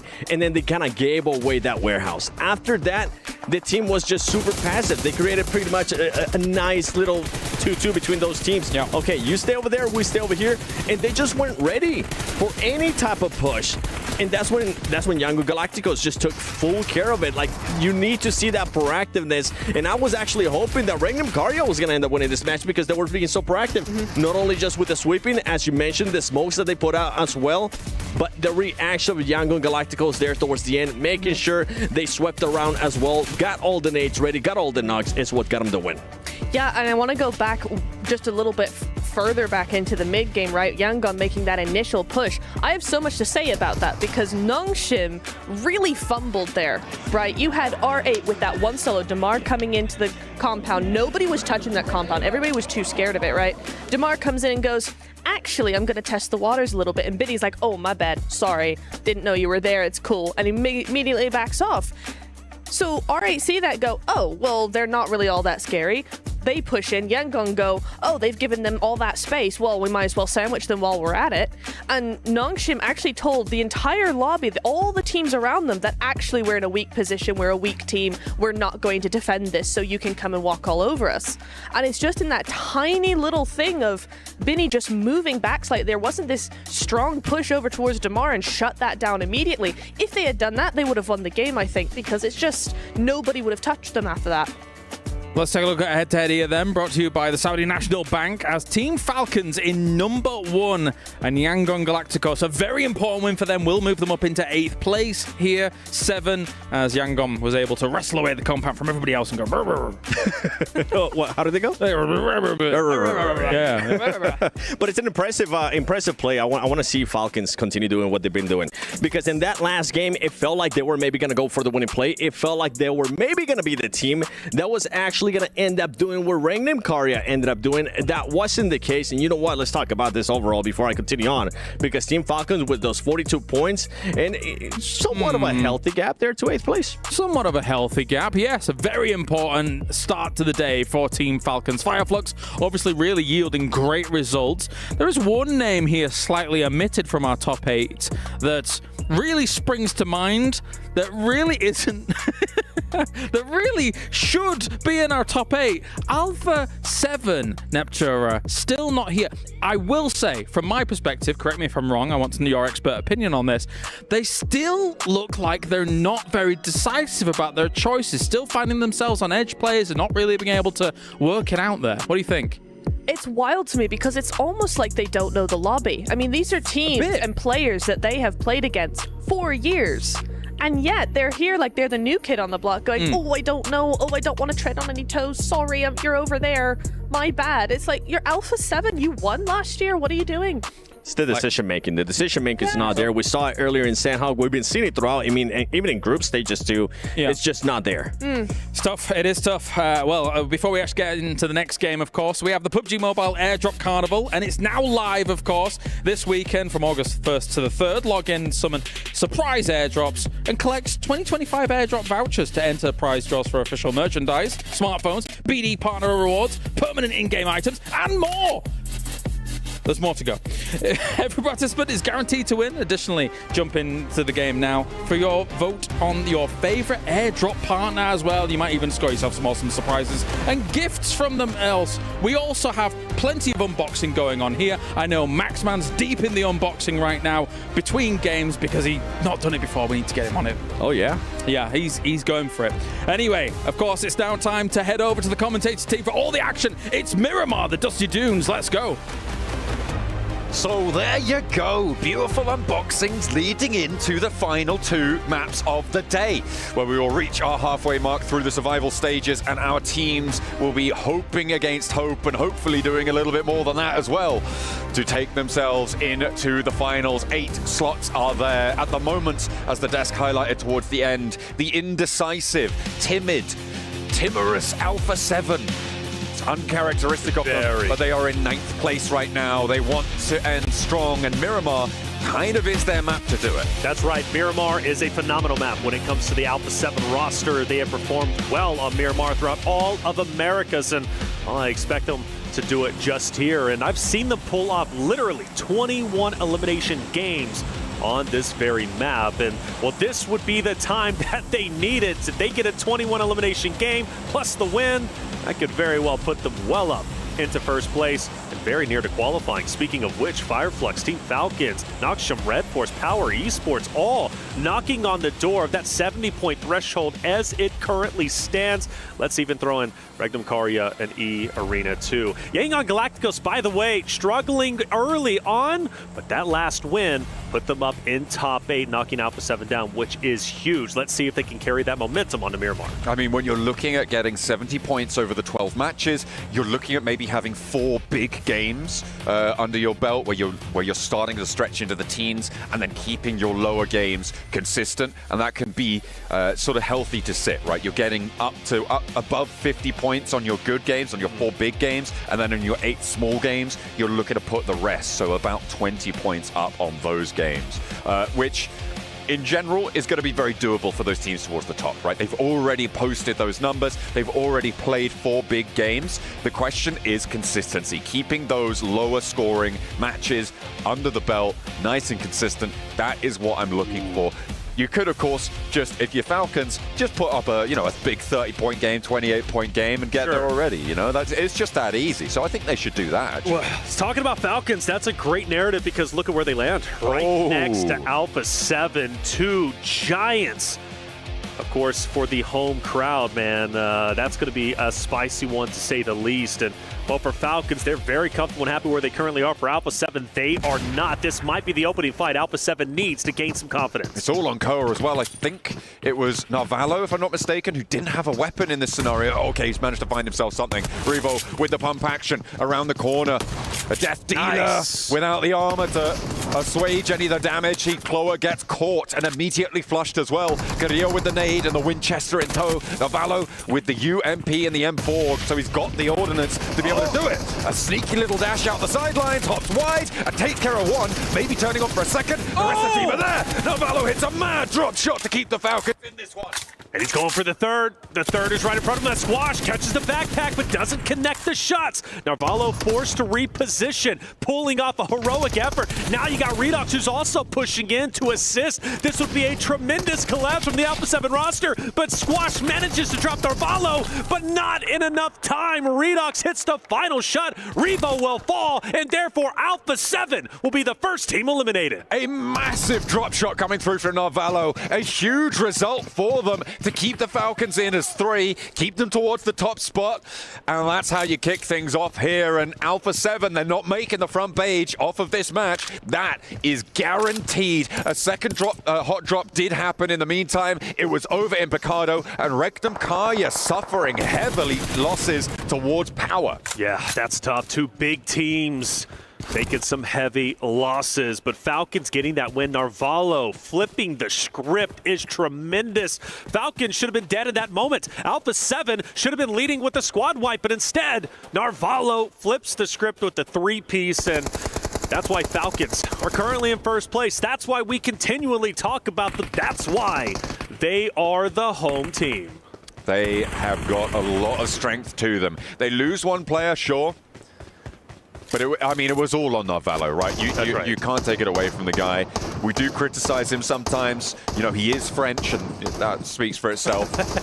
Your words, not mine. But he's absolutely nailed that, to be fair. I could not imagine a better result coming through. That dash through the corridor caught Alpha 7 completely unawares. In that moment, they had their heads spun, and they just weren't able to get undizzy enough in time to be able to pull that one back together. It was absolutely insane. And just as we talked about Alpha 7 being strong on Miramar as well. It's ironic, isn't it? Really, the caster curse comes full-fledged, full sends, but getting out of that hallway, that I firmly believe Alpha 7 wins that fight. Narvalo doesn't pick up that many elims, but yeah, getting out, disengaging, and really keep spinning the heads of Alpha 7 was just tremendous. We obviously look at Power in this moment, a replay, seeing what happened to Rectum Kaya at the very beginning. Al-Haji getting active, taking one down in conjunction with his teammates, of course, and Rectum Kaya being put into the blender. Some extra shots. Power filling themselves today, and rightly so. You look at their group play to their survival stage play, night and day difference.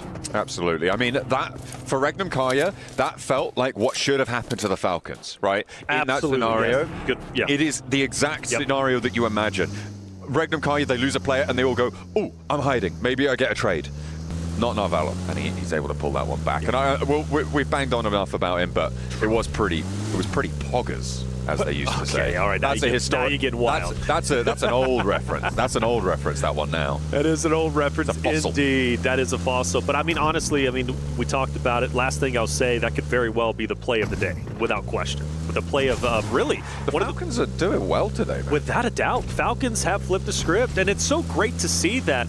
I spoke with Peck, right, the coach of Team Falcons, and he said it, look, we still feel comfortable. If we go to survival stage, we're okay with that. Naturally, they don't want to, and they didn't want to. They wanted to go from group play straight into Smash Point format, but, it is what it is. They go to survival stage to make the most of it, and they are clearly doing the best they possibly can. And, well, for this roster, too, on your screen, Nox from Red Force been so very happy with their Day 2 group play performance, and their survival stage performance is phenomenal. The question was, could they keep up that energy? Well, they absolutely have. Loxy, last alive. We obviously saw what happened to Rectum Kaya just a little bit earlier. Loxy will continue to fight out in the desert as hard as he possibly can.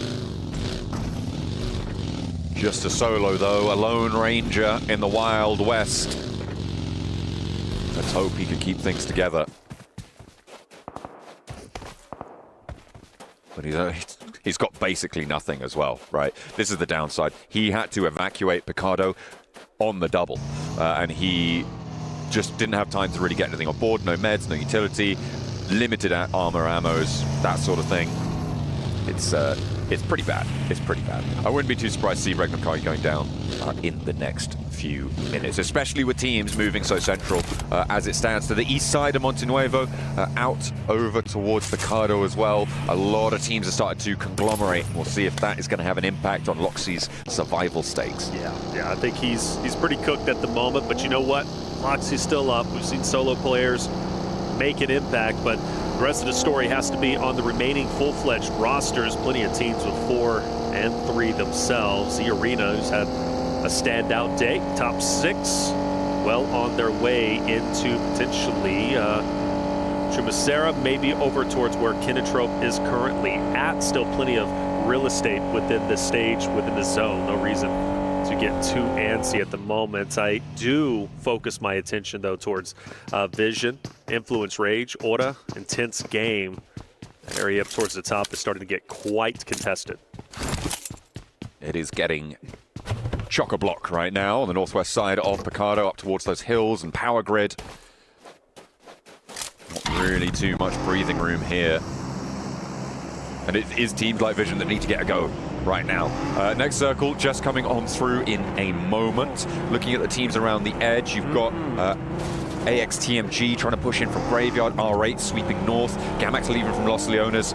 Not too many teams actually have to move because of this. I'm going to be interested to see how the Falcons get in here, because they're right next to Aura, where it seems like Narvalo's going to scout out their approach on the north edge of Montenuevo. Narvalo, the hero, the reason why Falcons are still currently playing. Gangon Galacticus opposite of Kinotrope, putting out some damage, actually some great damage. We go back to the initial start, and you notice Alpha 7 are clearing out Team Falcons until Narvalo clears the hallway, drop shot for the second, and then picks up the last remaining member in the corner of Squash and pops off. You know, seeing emotion from the players really pieces it all together. You can see how much that moment meant for Team Falcons. My God, just the weight of the sheer brass bollocks on that player to hit that drop shot. Absolutely. It is unbelievable. And Ralph, very proud. You saw there that Ralph was absolutely thrilled with the result of that one. So a brilliant play coming through from them, and they're probably still going to be feeling themselves as they carry on with 3. E-Arena, though, with a challenge of their own now to deal with. It is Influence Rage, trying to keep things under control, but they've only got 2 players on the side for Influence Rage, and there's a third party off to the north from Vision. One of our first battles for center zone control. And you mentioned that third party. Well, Power is going to take down Mormon. Diego starts to answer back. A much-needed answer through the window. Snips it out. E-Arena, we'll see you later. Influence Rage took some damage. They lose 2 players, but good on them for staying up. And, well, you had Power with the third party off in the distance. Vision, as you mentioned, on that hilltop. The good thing is for Influence Rage, they are quite literally dead center. Despite them not having the man advantage in multiple fights, there's no reason for them to move. But Team Vision, same scenario. They're not going anywhere. And once Diego and Lobo, if they do have to leave that hardcover POI alone, any of the members from Vision, they're going to be ready. Vision on this high ground with suppressive shots out a lot of different directions here. It is a question of extracting value. You know, can you take to the mines and bring up some gems, or are you just going to be taken down with a big split, a lot of open area around you, maybe not managing that threat correctly? With only 2 points so far today, it seems like they haven't really got the wherewithal to hold a split like this. If you're going by the results that they've seen so far, as teams start to push in, their mettle will be tested, and we'll see if they can weather the storm. Benny's been in the dirt for quite some time, hanging out, scouting. Team Vision just up ahead. You also have Loxy in this area too. This hilltop, quite deadly. And Benny setting a trap very slowly, but once he springs it, Vision very well could lose a player, maybe even 2. A bit of a shift, not too much changes for Influence Rage, Power, Vision. They're still going to be chilling where they currently are at, and we'll have to see how this hilltop fight is going to end up unfolding. Such a critical spot that teams want to lock in. And well, you mentioned Team Falcons earlier, rotating out from the outside, coming in. They are quickly moving in, and Influence Rage has started to fire some shots on Team Falcons. I think Falcons have just lost one on the approach there. Yeah, you can see they're now on 2 players. They tried to crash in towards Power. It's not going well. Right now, Power's split is bold, but it's working. They have got that western point held down and easy all the way out to the eastern side with 4 players alive. It looks like they are going to go for that regroup, so they aren't going to try and get too bold with it there. They've extracted the value from the corner compound, and they're just going to retreat off it. I think that's sensible, and they are going to be able to make out like bandits with 5 elims, and now a position on the east in a very central location. Very much indeed. Team Power looking so strong. Team Falcons taking the shack. I never liked this spot. John, I'm not a favorite guy for the shack, man. His spot is rough. I call it the Death Shack. IG is going to keep them in check, but that's where the Falcons decide to stay. As far as I'm concerned, any point Falcons get from this moment is a miracle. Every single point Falcons is able to accumulate is simply due to Narvalo. So we'll take the victories. We'll take the W's where we can get them. But for IG, hanging out at the moment. Horta, though, curious what they do from the outside looking in, because you got No Fear and co, who's going to be on the advanced position. And, well, they can simply push up into Falcons IG a little bit later on. For Yangon Galacticus, the winners, though, of our last game, Kinatrope keeping them back, forcing Yangon Galacticus to go all the way into Papa Blue and reposition. God, that's a throwback, Papa Blue. Okay. That's it. I'm bringing it back, baby. Oh, dear. Uh-oh.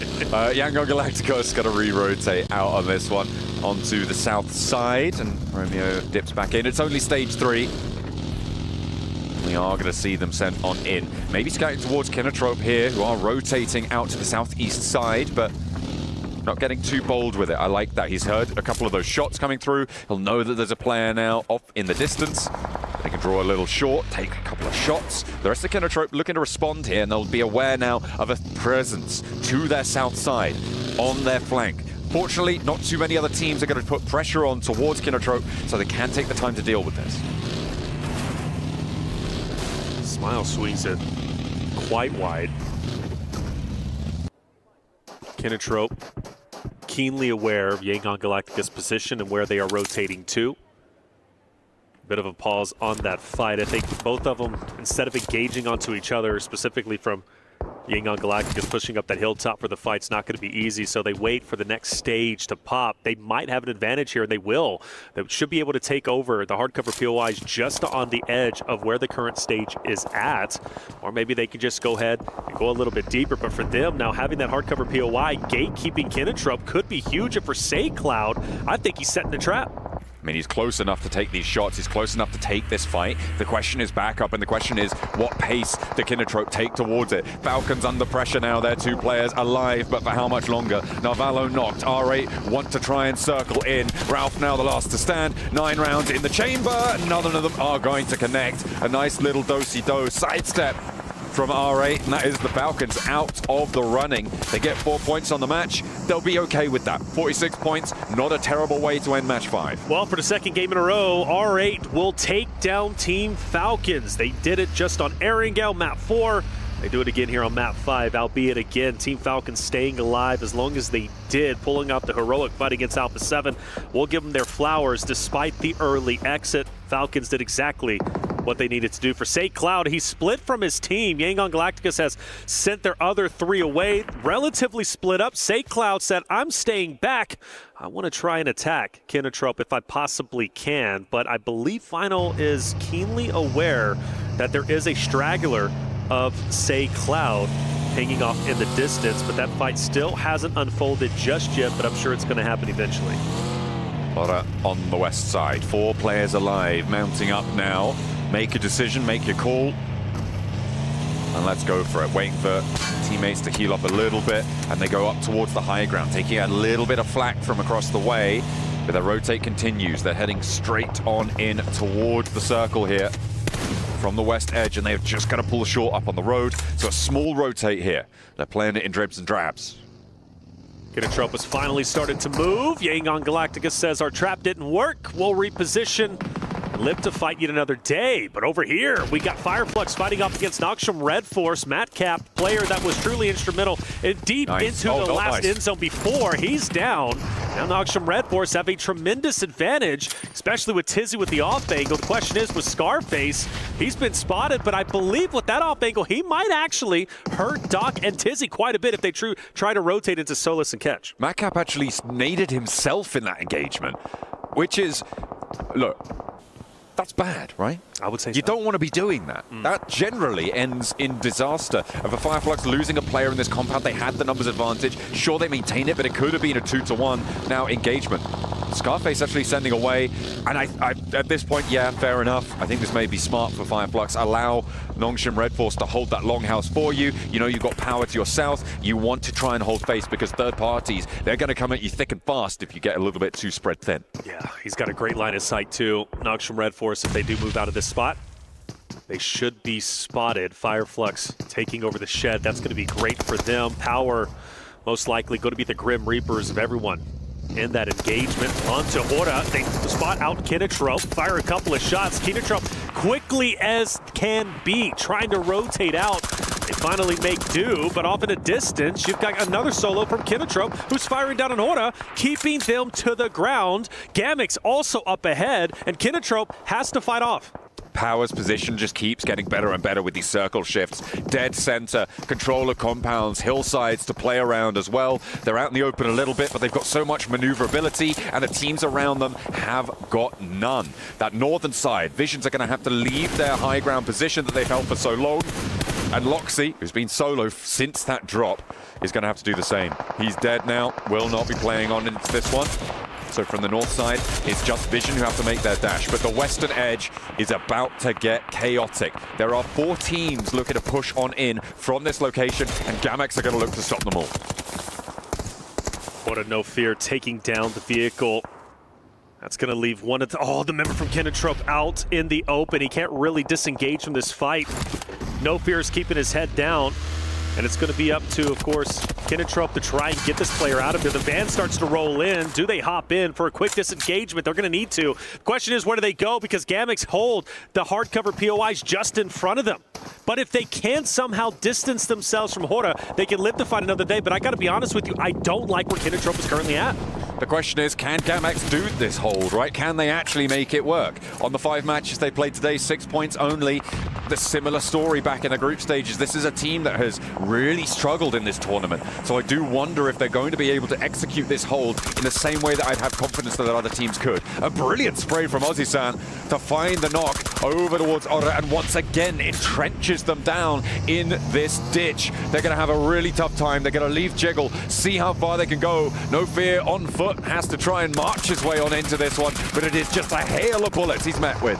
But do they know where he's currently at? Do they know he's going to be on foot? Ozzy-san really IG rolls in. Hora might be totally dismantled, and IG does exactly that, and now they can focus their attention on the remaining members who's going to be up top for Kinatrope. Final, big nade 3 down. Rafa, what are you going to do in this moment? Anything? Can he even get out? I don't think so. The fact that Kinatrope has turned the fight, turned the tides in their favor is tremendous. 17 tons of death crates in the area. Everybody's going down. Kinatrope looking to try and stay alive across the road, but they've still got to go a little bit further. Everybody needs to look both ways on this one, and it is just hell for leather as these bullets storm their way on in. No Fear spraying down, but it is Ora, I think, the only team to actually still have a representative alive, but the blue zone's going to push them out, and that is that. On the western edge, nobody makes it out. Insanity. We lose 3 teams just like that. IG blew that fight wide open, pushing in full send. No one was expecting that. I didn't even catch it until it was going down. I couldn't imagine how Kinatrope and Hora was feeling in that moment. But hey, our Americas region teams are highly aggressive, and that was a great representation of it. IG full send straight in. Well, that clears up quite a few players, and now we focus our attention. Influence Rage Diego from a distance, keeping the pressure on to R8. Central circle shift pops up for us, and again, over towards Power. They are going to look to keep this farming up on the points now with the 42 that they currently have. They want all that they can get out of this one. feel themselves nice and safe in towards the rest of the day. They've got 5 elims already on this match, and nobody really stepping their toes anywhere near them. Yangon Galacticos at this stage, I think, is their major threat. From this south side, the approach could be taken control of if they can get rid of AXTMG on 3 players on that south side. It's up to Romeo to call that out. Hey, Henry, Cyrex is going to be just behind us. Do we want to push the issue and take them down? Gatekeep them if we possibly can. My only concern would be power dead center, but hey, either way, they've got to deal with one or the other. Maybe even challenge Gamix, only because even though they're in a great spot, we know they are potentially a weaker team for Yangon Galacticos to push into. And with Influence Rage, firing some shots into location, it might very well be doable. But the question is, I have for you, where does Influence Rage go from this moment, right? They only have a handful of members left. They've been shooting at R8. Clearly, R8 is going to fire at them when they decide to move in. But I think for Influence Rage, there's really nowhere safe to go. I mean, you're going to have to play terrain at this point, right? They do have a couple of vehicles, and it's not out of the question that they could crash to the shack that sits to the southwest of Vision, north of Power, but that's a dangerous run out, and R8 are definitely going to take shots. Little boy might be going for it, though. He's mounting up, he's moving, and in the meantime, Diego trying to keep some shots, keeps the suppressive fire on, but he eats a bullet too many, and he is sent down into the dirt. A forward position, though, found, and Little Boy will be playing that terrain. Yeah, I think for Influence Rage, they understood, look, R8's going to be an issue. Hopefully we can get it down. If so, it gives us more leeway to rotate in, but it just doesn't happen. You mentioned Yangon Galacticos pushing in to AXTMG. That's exactly what they do for just a little bit, but eventually back away. But the good news is for 2 players, at least SakeCloud and his duo, they managed to push a little bit deeper towards that airdrop. And now for AXTMG, there's really nowhere they can go that's safe. Power takes shots out towards Henry. He's down, he's flushed. Cyrex now looking to potentially regroup towards Devotee, who's trying to suppress Yangon Galacticos in turn, but will not be able to connect on the spray down. Cyrex up to the roadside now, and actually doesn't want to stop there. Gathering momentum, he's going to divert across and play on top of AXTMG's outpost. Devotee has his team regrouped towards him. Smile drops, great shots from a distance. AXTMG refusing to budge. They may not have the numbers, but they've got the heart and are utilizing it as much as humanly possible. A team that needs to claw their way up the standings, currently in 14th with 8 points. That's simply not going to be enough, but with 2 more games remaining, this being one of them, they understand what's at stake. They understand what they need to do. Power in such a beautiful spot, still dead center, all eyes on them. But of course for Lil Boy, 2 players from Gamix up ahead. He lost his duo just a little bit earlier. Full Sin, Panda's out, and Lil Boy is looking to challenge. Oh, with the pan, you're kidding.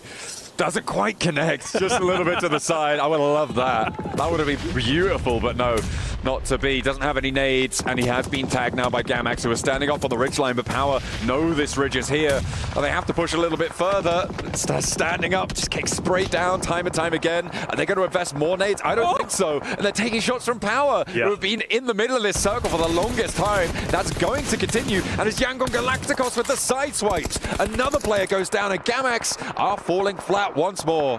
And Lil Boy's just having the time of his life. Still looking at R8, the Grim Reapers, to his duo just a little bit earlier in Diego. For Gamix, that's 2 points in front of you. Lil Boy, I understand you're going for placements points. You're trying to stay alive as long as humanly possible, but make a move. You hope so. But standing up, I mean, you could see immediately how Romeo would spot Lil Boy as soon as he crawls too far forwards with no nades either. It's just too dangerous here. The Molotov on the tree. Lil Boy's chilling. And Gamax are going to get pushed in, but so is Lil Boy. Yeah, just a tough situation for both, right? For Gamix, for Lil Boy.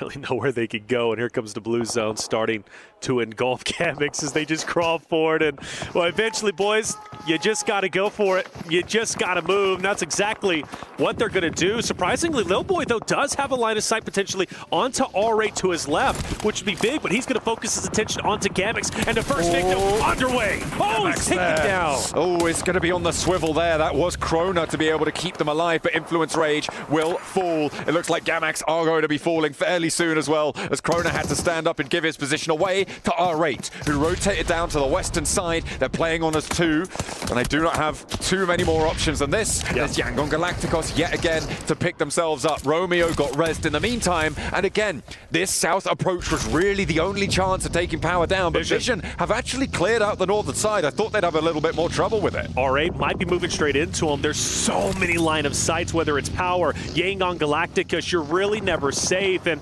well, it is the cat's going to be out of the bag. R8's been spotted. Vision knows exactly where they are, and they also know it's just going to be a duo. For Yangon Galacticus pushing forward, Power's got the hardcover POI. They've been sitting here for the longest time. They're on 8 eliminations. They're going for double digits, and I see no reason why this game doesn't go to them with the highest scoring elimination lead. The question is, when do these teams crash around the edge? R8 concluding on the north side with Vision. If Vision can take this one down cleanly, 2 crashes onto Power's position at the same time could be disastrous, but that needs Vision to stay alive. And R8 are really reticent to let that happen. Never Alone steps out, sprayed down, and R8 are chewing through them now. Volt the last to stand for Vision's on the northern edge. Needs to keep himself together. The nade goes up on high towards Prestige, but they split the difference. Will find a knock. No, not quite. And they know it now exactly what tree he's playing behind. It's only a matter of time. Only a matter of time indeed. Volt needs to hit a miracle nade. It's cooking, it's thrown, but it's been dodged.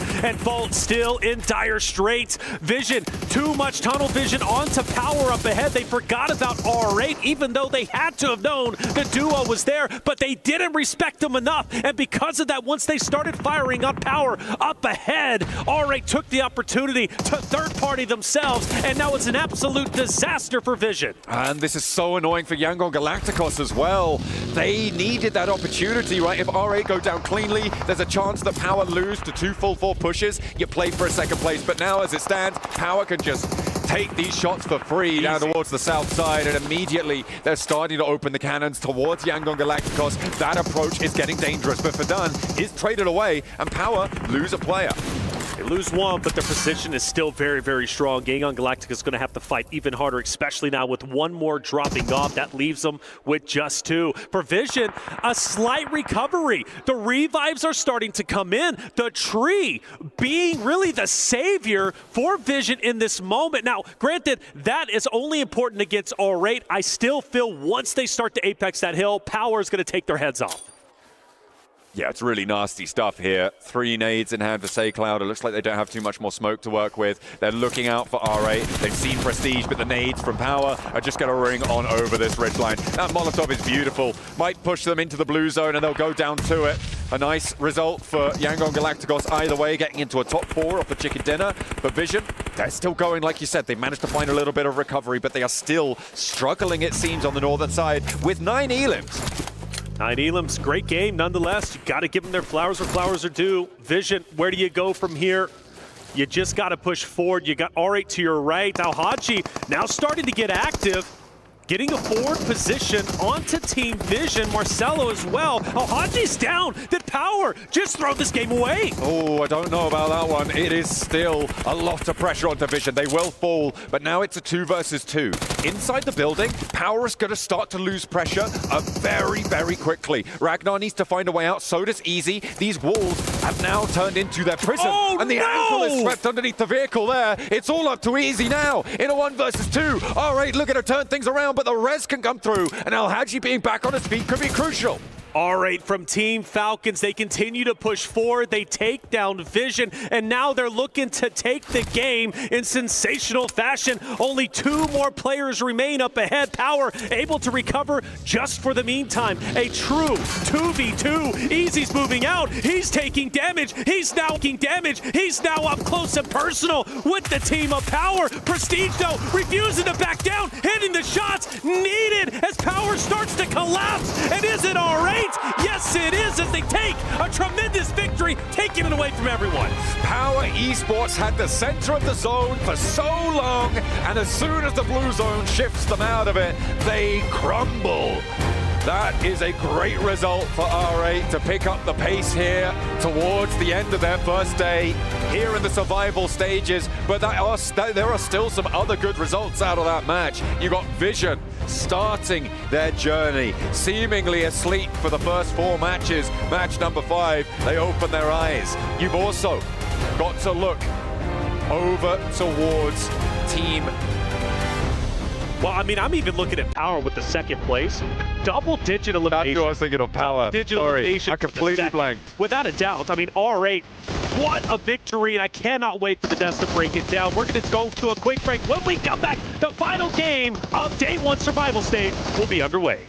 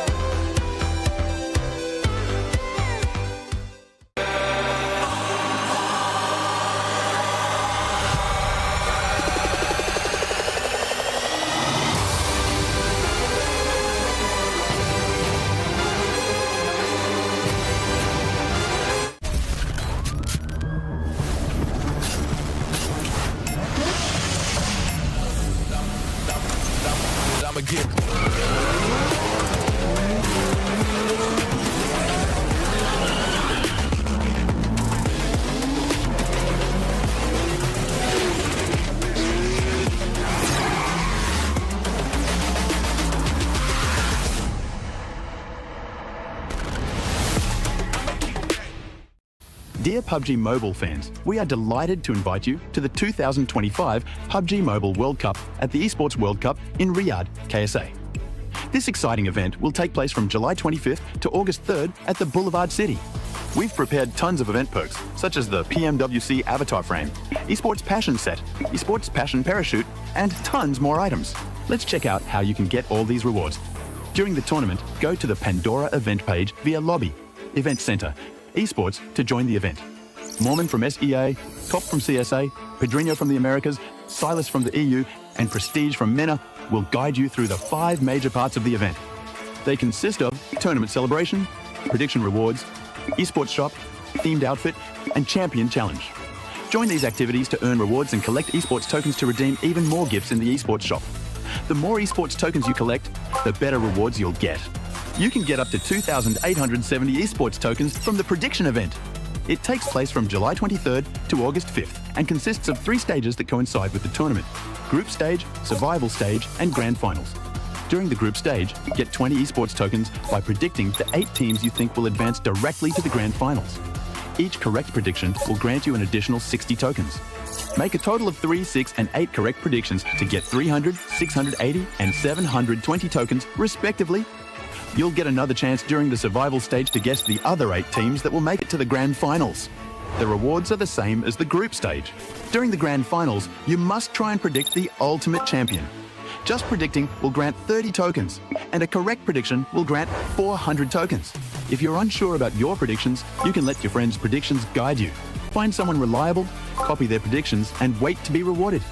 The 3 prediction rounds take place on July 27th, July 30th, and August 3rd at 10:45 UTC 0. Rewards are issued the second day after each stage ends at 4 a.m. UTC 0. You'll receive esports tokens based on your prediction results. Note, esports tokens don't expire and can be used in future esports events. Who do you think will be the ultimate champion? Join the 2025 Pmwc event and share your predictions. Invite your friends to join the predictions and watch the tournament unfold.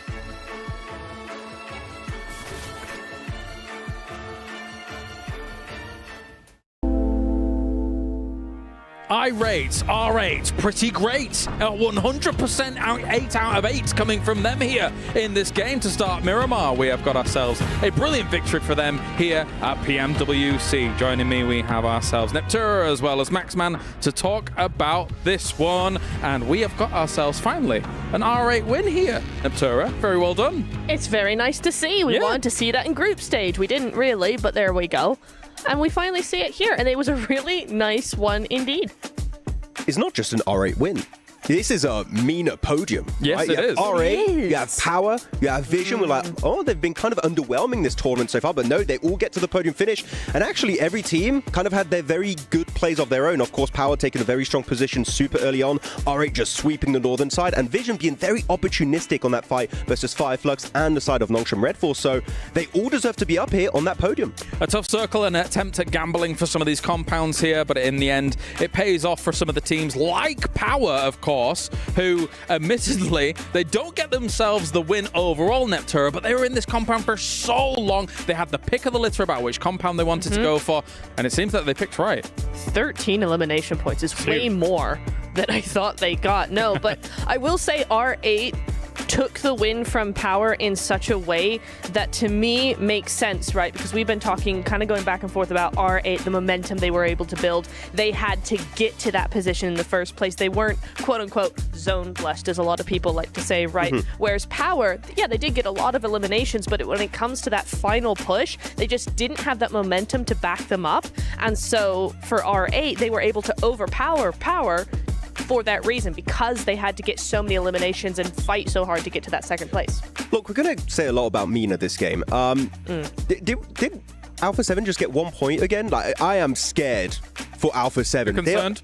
Very much so. I am also concerned as we take a look at all these numbers coming in from this game as well. I mean, considering that I think there is a world where they may probably do skirt by survival, but if you're getting 7th or 8th with these kinds of performances for Alpha 7, it is now time to get concerned. With only 12 games here, Max. Sorry, the way they're playing here, I don't see them taking home the trophy for the second year in a row. Like, they're nowhere near to the way they were playing last year. And that was with McGrellin, a player that was not even supposed to stay with the team that long. So I'm very surprised why they just can't find those entry points in the circle. As you go through a few of these highlights here, and yeah, R8, looking back on them, and you said it already here, Neb, how good they were on that northern side. They were just sweeping, very opportunistic, getting these ridge controls. Circle finishes like this is all about, do you know where the good ridges and dips are? And if you do, how can you leverage them to try and get the chicken dinner at the end? It's always really good as well if you have a zone that is going to actually go more towards your drop location as well, right? Because, or near perhaps one of your rotations, because this is where you really get to have that map knowledge. You know your rotation path, you know the area around your drop spot very, very well, or you should. And so for these teams at this level, yes, they are going to know that. So all these little ridges are very, very well known to them. I'd agree. But for looking at R8 at the end of that match, they're actually able to keep your main fragging duo of Ida and Prestige. Like, they're the two guys that they've been around for, what, 3+ years now in Pubg Mobile Esport? When you look at the teams from Mina, you're looking at those two players that are MVP material and able to just actually overwhelm the side of the Power that had two players in Easy and Alhaji. There's also an MVP contender of his own. But good to see Mina stepping up in big ways here today. It's a very important win, considering I was a little bit concerned about watching some of the moves that they were making on Erangel, but if they can kind of capitalize on Miramar a little bit more here, this will be able to put them in good stead. Considering nobody's running away with day one just yet, I want to say. It's kind of relatively even towards the top. Nobody's really sponging up a lot of those points. So that will mean that the cutoff, to a degree, Max, will be a little bit less, which could give Alpha 7 a little bit of a reprieve going into day 2. But they've got to turn it on, man. You're telling me there's a chance they could make it. Maybe. I think the point threshold is going to be a little bit lower than what we had possibly going into the group stage. But actually, looking at Power, final point, they do hot drop, normally in Picardo versus Regnum Karya. So if they don't win that, maybe we see a Regnum Karya win. There's something you want to try and avoid because you had 2 big hot drops. I want to see that fixed on Miramar. Well, of course, before we get into our next game, it is now everyone's favorite segment of the day. Max Man's Grenade of the Day. And yes, full screen. Oh yes, we're back for Maxman's Grenade of the Day. And today we got 2 nades coming your way. Starting off, an absolute fail here from RET Esports. They're chucking the nades all over the place, crashing into the wall next to the side of Regnum. And Yangon also trying to take the engagement here on this final chicken dinner we had earlier on Erangel. But Yangon, they had the nades, they had all the utility in their arsenal ready to strike at the end to wrap it up. And this nade in particular, here you go, look at the timer, down to the last 2 seconds, chucks it right over onto Silas, and he is gone right back to the Shadow Realm. That was a game-winning winning nade, possibly for Yangon Galacticon. Yeah! All right, brother. All right, I like that. Yeah, bro. You did sort of alternate between growly and then normal Max voice as well. Oh, look at that. Oh, that was actually a really good nade. Yeah, not bad. Nice, I was okay with that. Yeah, What do you think of that, Miss Neptura? Did you enjoy Maxman's growly nade of the day? Yes. Yeah. Well, jeez Louise. Okay, Granny. That was I don't know what that was. I did. Was that an attempt at growling? Possibly. Stop that right now. Don't do that again. No. Okay, that's just for Max. We'll leave Max's nade of the day to Max. I think. Thank you. Fair enough, yeah. But this now leaves us in a very open spot, right, for our final Miramar of the day, as we take a look at all of these players getting ready and good to go. In fact, I am getting word that our teams are almost ready. So without further ado, after that lovely nade of the day, let's head over to the casters of the day. There's another duo. They're also really good. We'll see you in a few. Expand! Grenade of the day. That was your best Texas accent I've heard yet. Hey, man, we're going to be playing some more PUBG Mobile. I don't know where that's from. That's more like Louisiana way. But if you guys want to figure out exactly where that's from, well, you need to head over to the map or our official map feed. Of course, you can check that out on our PUBG Mobile Esports YouTube channel so you can see where all of our players are at all times, unless they've been eliminated, because then they won't be on the map feed anymore. That's a fact. Because they'll be out of the game. Yes. So you won't be able to analysis. see them. Yeah, exactly. Yeah. But what you can do is rewind it. Ooh. Then you can see them there anyway, even though it won't be live and up to date. You get what I'm trying to say, all right? What I'm trying to say is Maxman has excellent grenades. Only the best grenades. Yes. Everyone says so. Yeah, the close-up really is what sent me. It was the close-up after. We need more Maxman close-ups. We absolutely need more Maxman close-ups. That's that guy. That's the guy. By the way, I heard the French slander earlier. Was that towards Maxman too in the last map? Well, I don't think. I feel like he catches enough flack as it is, so no. Yeah, we'll keep that one going. We'll save that in the pocket. We'll save it. We'll save it. Look, Game 5 was phenomenal for a number of different reasons. It's like I look at R8 taking the win in the fashion that they did, which was incredible as we got the both hands once again. That thing is just everywhere. But we started it with Falcons getting a tremendous clutch, taking down Alpha 7 early on, which begs the question, another hot drop. I don't know. It might end up happening for Alpha 7. They need some confidence for power. Al-Haji taking a little nap, keeping his eyes nice and fresh, ready to go. Out here in the Riyadh sun, it is very toasty, but our teams need to keep it cool, calm, and collected in towards the final match of the day. Of course, we talked about that bubble earlier on the matches that we've had so far. And we're hoping to see at the end of all 12 matches, so at the end of tomorrow, a 70-point boundary. So today, getting over 35 points is where you want to see yourself sat. Yeah, but Clara said it best. Like at the moment, there's really there are teams that are shining in specific instances, but at least towards the top, everybody is relatively even, which is going to put even more pressure on those bubble teams going into tomorrow, because I believe there is a slight separation in points anyways, especially when you start getting towards like 6th, 7th, and 8th place, right? So this next game is going to be critical. You always want to end your day on a good foot. So you go into tomorrow's competition knowing, okay, we ended strong, let's start strong. Tomorrow is just 6 games. That's all you got. And we're going to be sending half of the lobby home. That is a heavy, heavy burden on some of the rosters who are towards the bottom. Well, let's take to the skies once more. The desert awaits us as we will reach our halfway mark at the survival stages. Once this game concludes, who is going to take the lion's share of the points, or are we going to sprinkle them about like oh so much seasoning on top of an already spicy tournament? The flame path coming on in starts from El Pozo, heads down towards Partona. Our 64 players ready to jump out.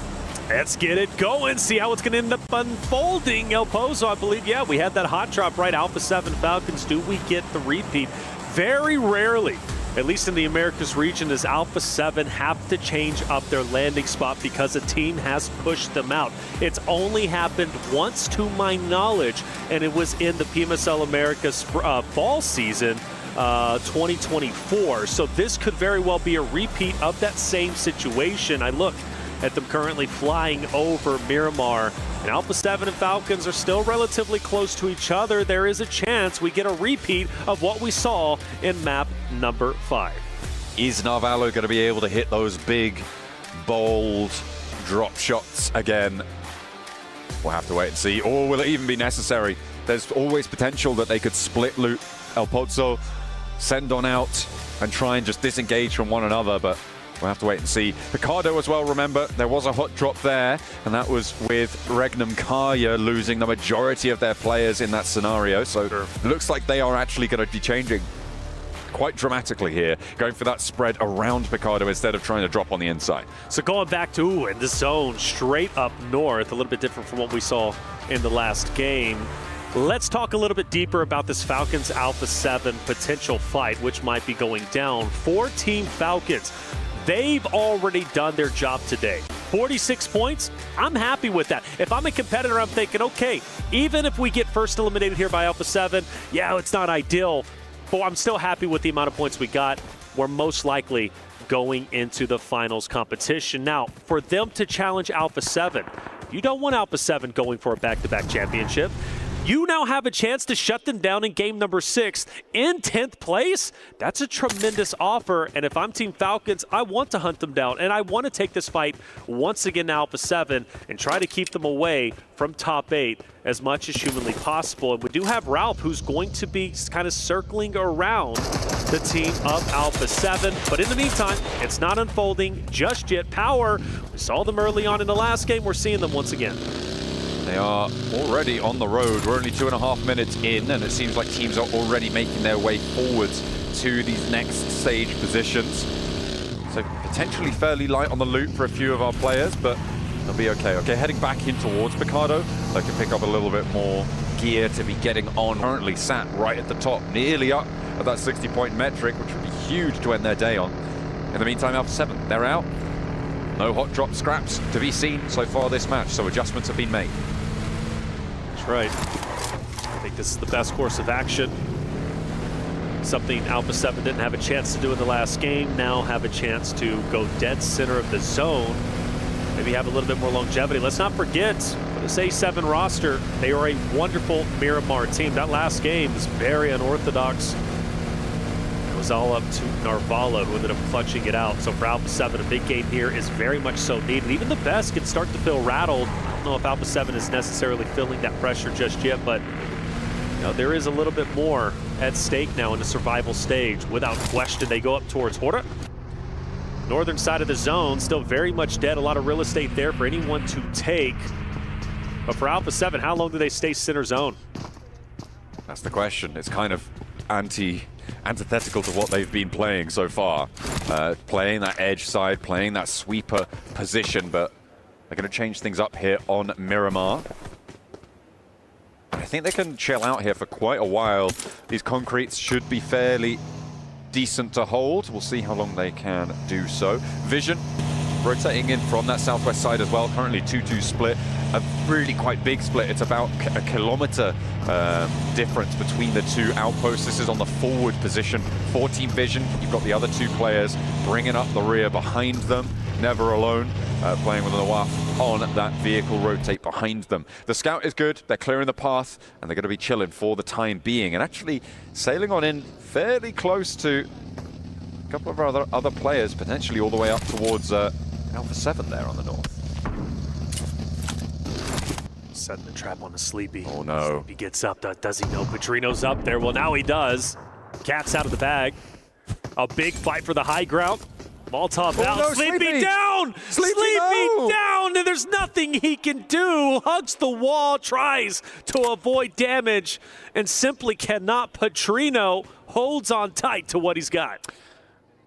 That's really bad news for Sleepy. Drops down the side and takes a dirt nap. That is an uncomfortable pillow, if I do say so myself. Well, still, a chance to get back up is there. Jiggle overlooking where Petrino's out means Petrino can't comfortably go for the finish, nor do I think he's truly concerned about getting the cleanup on the Sleepy. So might be a four-man unit quicker than you would assume. The pickup is in, so all good. Sleepy can let that error go. It's like it never happened. It definitely happened. It's so happened. It's unbelievable. The rest of Intense Game might actually be able to navigate around this one and force the positions for Aura. The benefit of not going for that. The benefit of not going for that flush out is that it draws Aura in, and now they have to commit to this hillside push. So Pedrino can just give ground. I mean, it's smart, right? You just slam it in reverse, do a little pirouette on the way down. You look classy, you look sophisticated, and you just get out of there, right? That's the idea. Not out yet. A lot of ammo being dispensed here downhill, but not quite connecting. Has to hop out though as the vehicle starts to set on fire, and there we go. Okay, so. As cool, as swift as it looked, he was not quite quick enough. Well, from Power to Noxium Red Force, they start to clash very early on. Power was one of our early teams in map number 5 here on Miramar, who started off on fire, had a chance to take the win, falling just short to RA this time. Maybe one of our first teams to be eliminated, depending on how this fight ends up unfolding. Noxium Red Force, a very aggressive roster, who started to improve their performance on day 2 group play, looking strong, obviously, in today's competition, now top 3. Badan hugging the corner.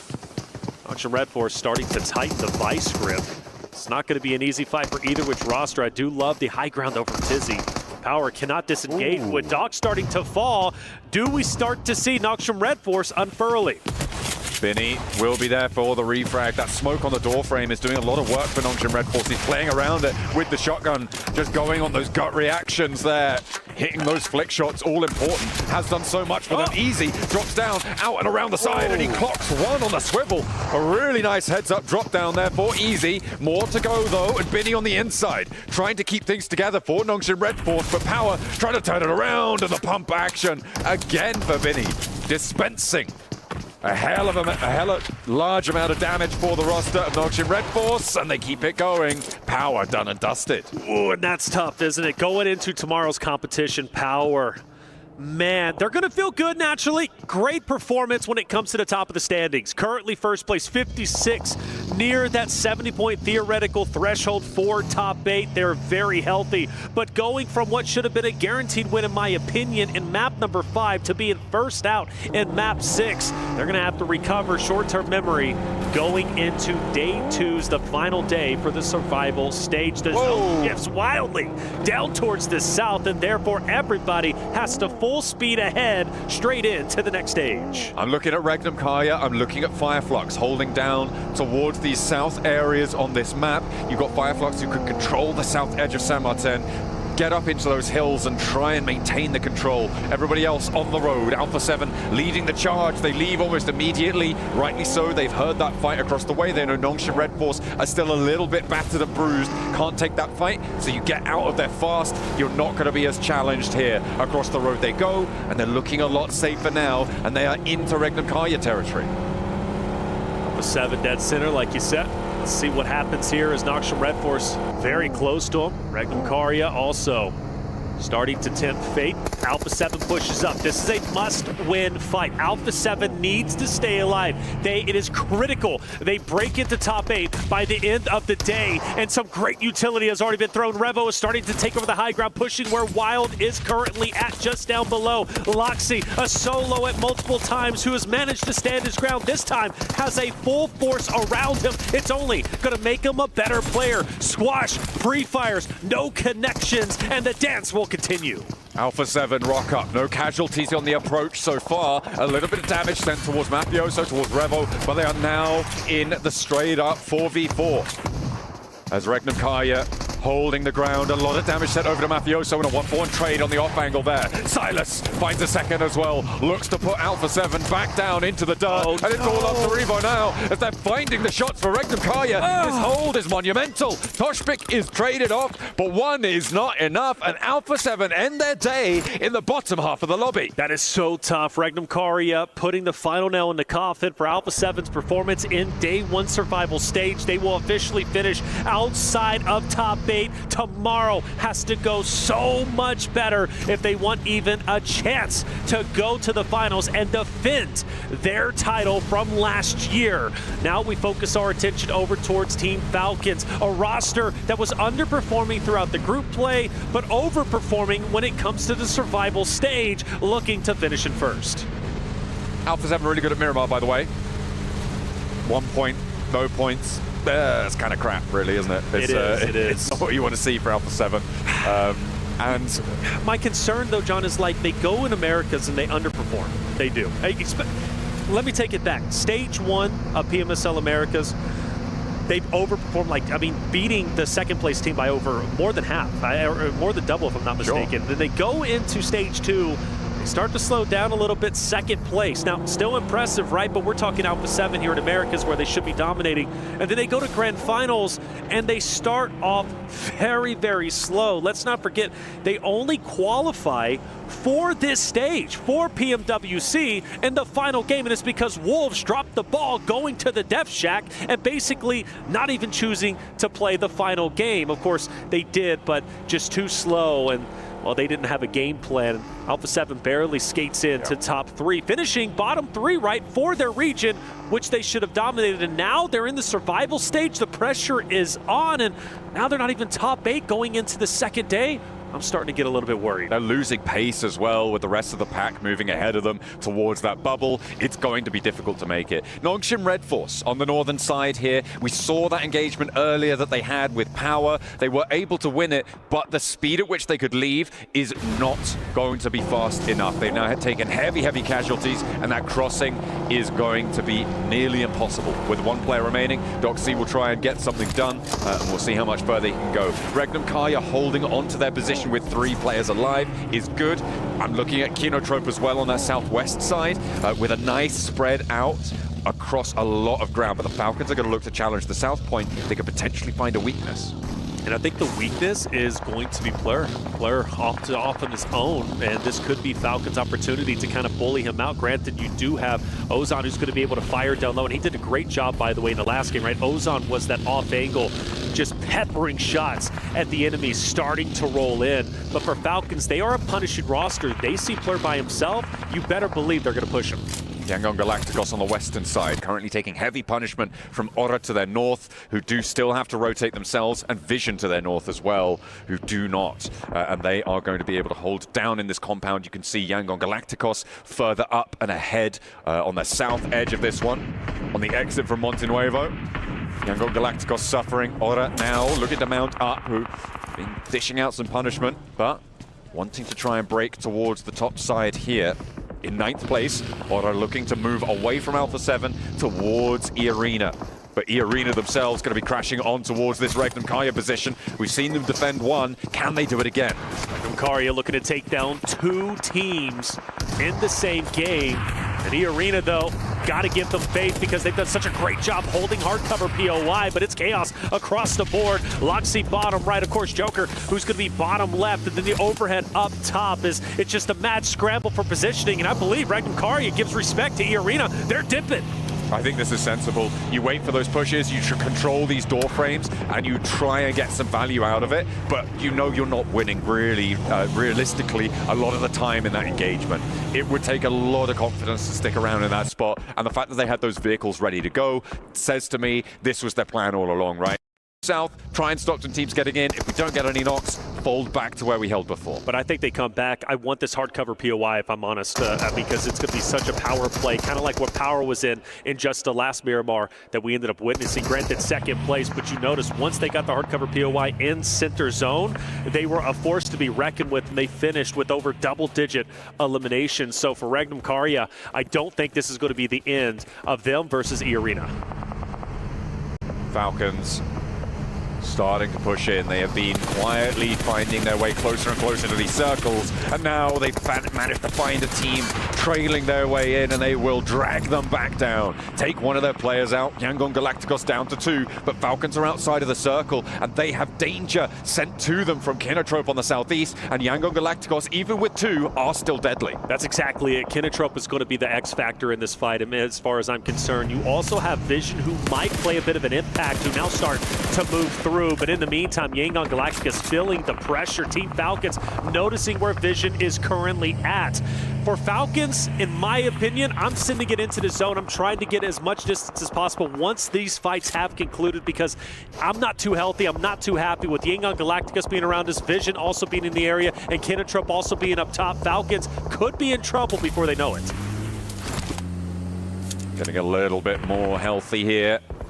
They'll need every advantage they can get. Pushing in the southwest side is treacherous. The terrain nice and bobbly for you as you try and roll on forwards. SayCloud has spotted Redox. Redox unaware of the position, but doesn't quite go down. Will have time now to heal this one up, and SayCloud's position is known. He'll have to reposition and get away from this location before the Falcons descend, before Vision send out their way, but I don't imagine that Vision are going to be super keen to send south at this stage. They're going to be more interested in heading east to regroup. Meanwhile, is it going to be, yeah, it's Aura on the northern side, and IG having a tough time of it. IG, team that's been struggling quite a bit towards the bottom end of the standings, only outdoing that of Gamix. We've noticed IG get overly aggressive at times, disrupting fights. This time they look to take down Aura, and it's not going to be easy. Meanwhile, we transfer over to R8 and Influence Rage, and there's bodies all over the ground. Every health bar's red on my screen right now. What is going on? It looks like Influence Rage are going to be able to heal up a little bit more effectively than R8 in this location. In fact, it's only Damar who is left standing for them, and he is split from this fight. He is trying to take those shots down and might actually have an impact here, as 3 players from Influence Rage are currently on the deck. And Damar could try and challenge this. He's not really got too much to lose, has to get out of here anyway. A front flip on the buggy. He's dismounted from it, but he stays alive. Will get it back into control, but all this time, Influence Rage have been healing, have been regrouping. Hang on a minute. No, they haven't. He took down Lowboy. He took down Lowboy from a distance. Now Damar knows I've got to capitalize off this. He pushes straight in. He's a solo. He's going for gold, but can he pull off a miracle play? Well, at least so far, yes, he can. He re-rotates over to potentially take down Lowboy, but now he's going to take down Lorzen, who pushes over the top. Damar looking to make a heroic play, but gets silenced finally from a distance. He's taken down as Fireflux says enough is enough. During all of that as well, Kinotrope sent a big node over towards the Falcons that has torn them in half. They are suffering now, and it looks like they're being handled nicely out on the western side. Redox the last to stand for them, and he will fall in short order. A well-placed nade stops Falcons in their tracks, going down with minimal points on this match, but their day is pretty successful so far. They have managed to turn up where they haven't before, and will be happy moving into day 2. It's not the biggest surprise, though. Falcons were so embroiled in this fight against Yangon Galacticos. Meanwhile, Vision was also laying down shots down range, and Kinotrope just had too much of a power position, too much vision on Falcons once they started to push it, and they had to start pushing in to go into the next zone. So Falcons get eaten alive, and it will be Kinotrope who have a potential to have a tremendous game, which again would be very valuable. They're knocking on the door of passing up the previous year champs of Alpha 7. Top 8 is a possibility. They need a lot of points to get there, but finishing the final game of day number 1 of survival stage is so impactful for Kinotrope. They have a chance to do it. This is also a big chance for Regnum Karyakin and amongst the top dogs of this lobby. Making sure that they can end over 40 points would be fantastic. Getting up towards 50 would be brilliant. It will take it still quite a long way to go for them. They'd need a 26-point match to be able to get up towards that 60-point mark. It's doable. There's still plenty of points left going. We'll see what they can find here on the northern side. They've got a solid spot. Fireflux so spread out, mind you. You've got Scarface all the way in the north, Solus way down to the south, along with Matcap and Catch are going to be the closest together, but even them are quite separated. And Scarface is feeling the pressure as Loxy takes him down. John, do you think that spread is a bit too much from Fireflux's perspective? I think that you could definitely argue that, yes. I think it's fair enough to say that it was way too bold for Fireflux there to keep that one going. Perhaps they didn't have the rotational capacity, perhaps they'd run out of vehicles, not entirely too sure, but it looks like they're going to try and re-establish this split. I mean, there's no one really challenging them here. At this point, everyone's pushing in south or north or west, so they are trying to just cover this ground, but I think leaving someone on the far side of the on the far side of the road may be a bridge too far. Yeah, it's a bit weird for me.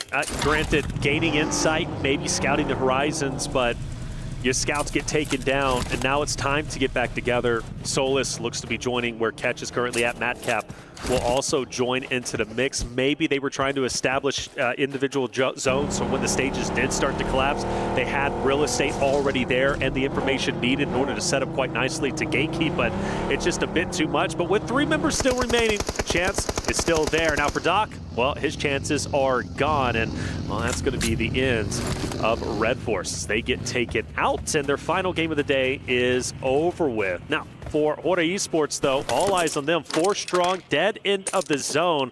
They can make a deep run. Yeah, with the hills that they have to play around here, they can definitely get quite close to the center. We're going to be seeing the next circle in about 5 seconds as well, so it's going to dictate the pace. Vision, they've been slinking their way down this western edge and towards Kinotrope, who now find themselves in a little bit of a ditch. A huge nade comes through from Noir, finding 2, and immediately they can descend on this one. They should be at the very least.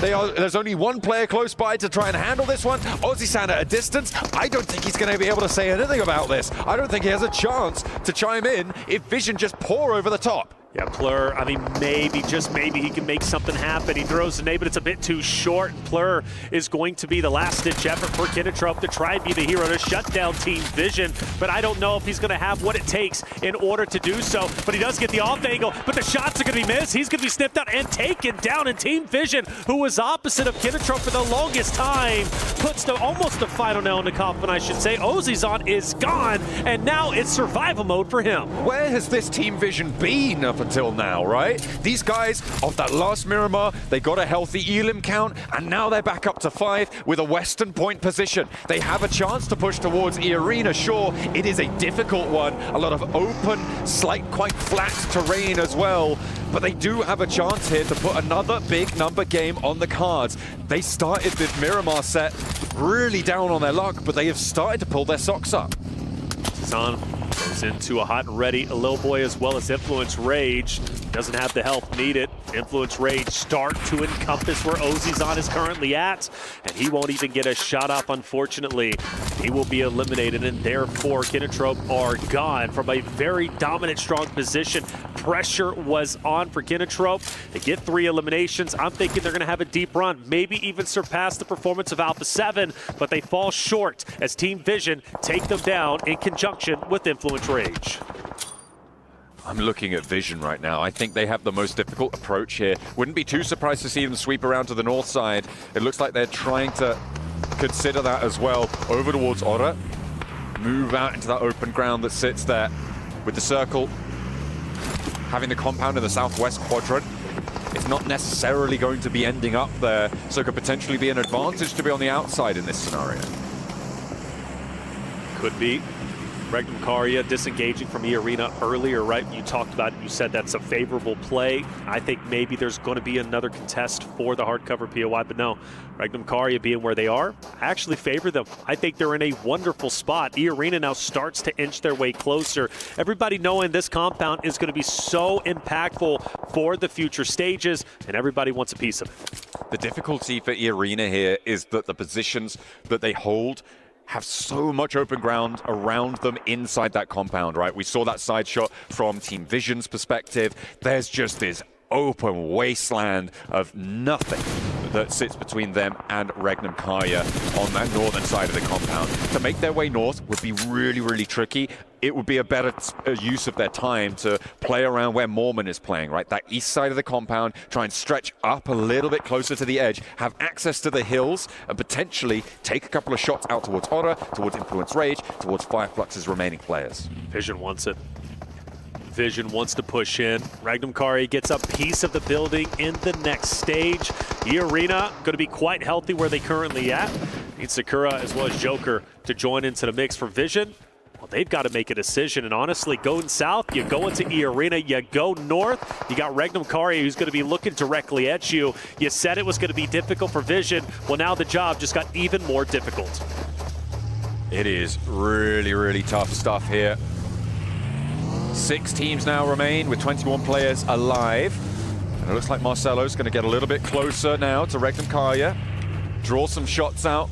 Get a little bit of info. Yep. Wait for E-Arena to try and challenge as well on a third-party off angle, but they aren't spotting it. Have no choice. Vision, they've got the man advantage, but they've got to break into the cover. It's not going to be easy, but it's their only go at it. They focus on the Loxy first. Right. Loxy, though, does a good job taking down a couple. In fact, he's going to get the full finish onto Alone. Marcelo off to the right will also be taken down. Volt, the last chance, the last dance for Team Vision to make anything happen in the final game of day number 1 of the survival stage will end in a wonderful hold. But here comes the third party, E-Arena. They're out for blood, and they want to finish off Regnum Karya. They've heard this fight popping off. This is the only team that was holding them from moving north, and Regnum Karya's sightlines get pushed off the angles. They don't have time to heal because they've got more players descending upon them. Tony K, nade in hand, Wild desperately popping that first aid. The Molotov on high keeps Loxy back off the window, and Tony K plays forwards, and he opens the door, potentially to his demise, but Silas not going to go down just yet. Tony K hopping up, trying to challenge on the high ground, and might be able to do it, but slips low, and in the meantime, E-Arena have lost a player on the off angle. Fireflux are moving in. Influence Rage. Aura as well, trying to find their way through and closer to this fight. Tremendous fight. A big fight indeed. The question is, who's going to end up ahead? Regnum Karya, E-Arena, Fireflux with catch. Will he have any impact? Well, with the reset, E-Arena, once again, a 4-man unit who can push straight into Regnum Karya. But Silas wants to hold his ground, and he's doing exactly that.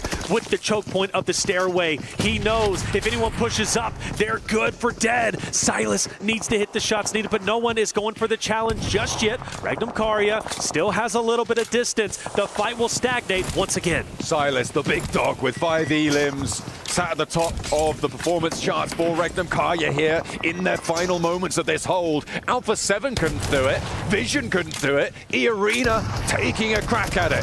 Regnum Karya may be too tall of a mountain to climb here as they keep things on lock and key. These guys are champions in their own right, and that is on full display here.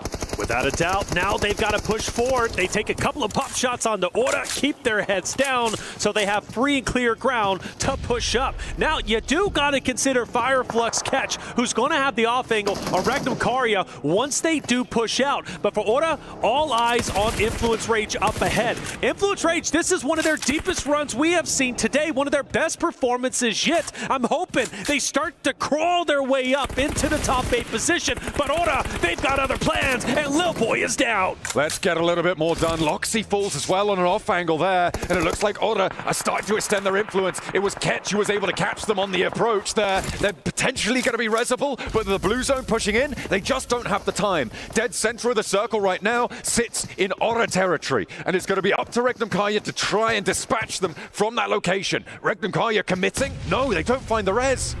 Wild, he's got the forward position. He's going to be the closest to Horda, but he doesn't understand what he's getting into. You've got Influence Rage who's been fighting against Horda. Wild's going for the off angle. Sleepy has taken a lot of damage. Sky's going to be coming to nade. Silence is going in. The tip of the spear looking to turn the tides. Regnum Karya is full committed. They know they have to, but Wild, he's the only one who's going to be standing currently. Horda is going for gold, but Influence Rage, I've got to favor them. I think they got this. Horda, they are running on fumes, and Influence Rage is tightening the vice grip. Law with a nade cooking now. Over the top needs to find the shots, but Lorison goes down to the back line, and no answer is found with a nade. Sky looking to try and take up the mantle of the peak, but again, he is rebuffed. It's all up to Jiggle now for Horda to keep them linchpinned into this match, but Catcher's there. He finds it, and that's Law as well, taking the shots out wide. Nobody's getting out of this desert unscathed now, and Law can't find the first, looks for the second challenge, and he just dips behind it. Stays alive for a moment longer, a breath allowed for the time being. Sleepy's the one to watch out for. Catch as well. Look, Fireflux can still very well win this with a solo, and it could in fact happen. Sleepy's going to take down Law. He's going to be gone. No Fear's once again dropped. Diego's going to be pushing up onto Orta. The nade's going to be cooking. Orta's actually out, and now it comes down to a 1v1. It's going to be Catch versus Diego. Catch, the madman from Fireflux. They've been playing on dribs and drabs for so long, and they managed to find it right at the end. What a crazy turnaround for Fireflux. They play in the shadow of Team Vision, and Regnum Karya on the compound. They play split, they play snake, and they bite. Fireflux, a dominating performance, the solo playing spoiler, and you gotta respect Catch in that moment. We knew he was in a power spot, watching Regnum Karya start to rotate over after they win 2 dominating fights, but At the end of the day, it was Ketch overlooking his competition, overlooking the battlefield, the battleground, and knowing he had what it takes in order to take over the victory. Fireflux, a tremendous win and a night and day difference from their group play performance to where they currently stand, just behind Power Esports.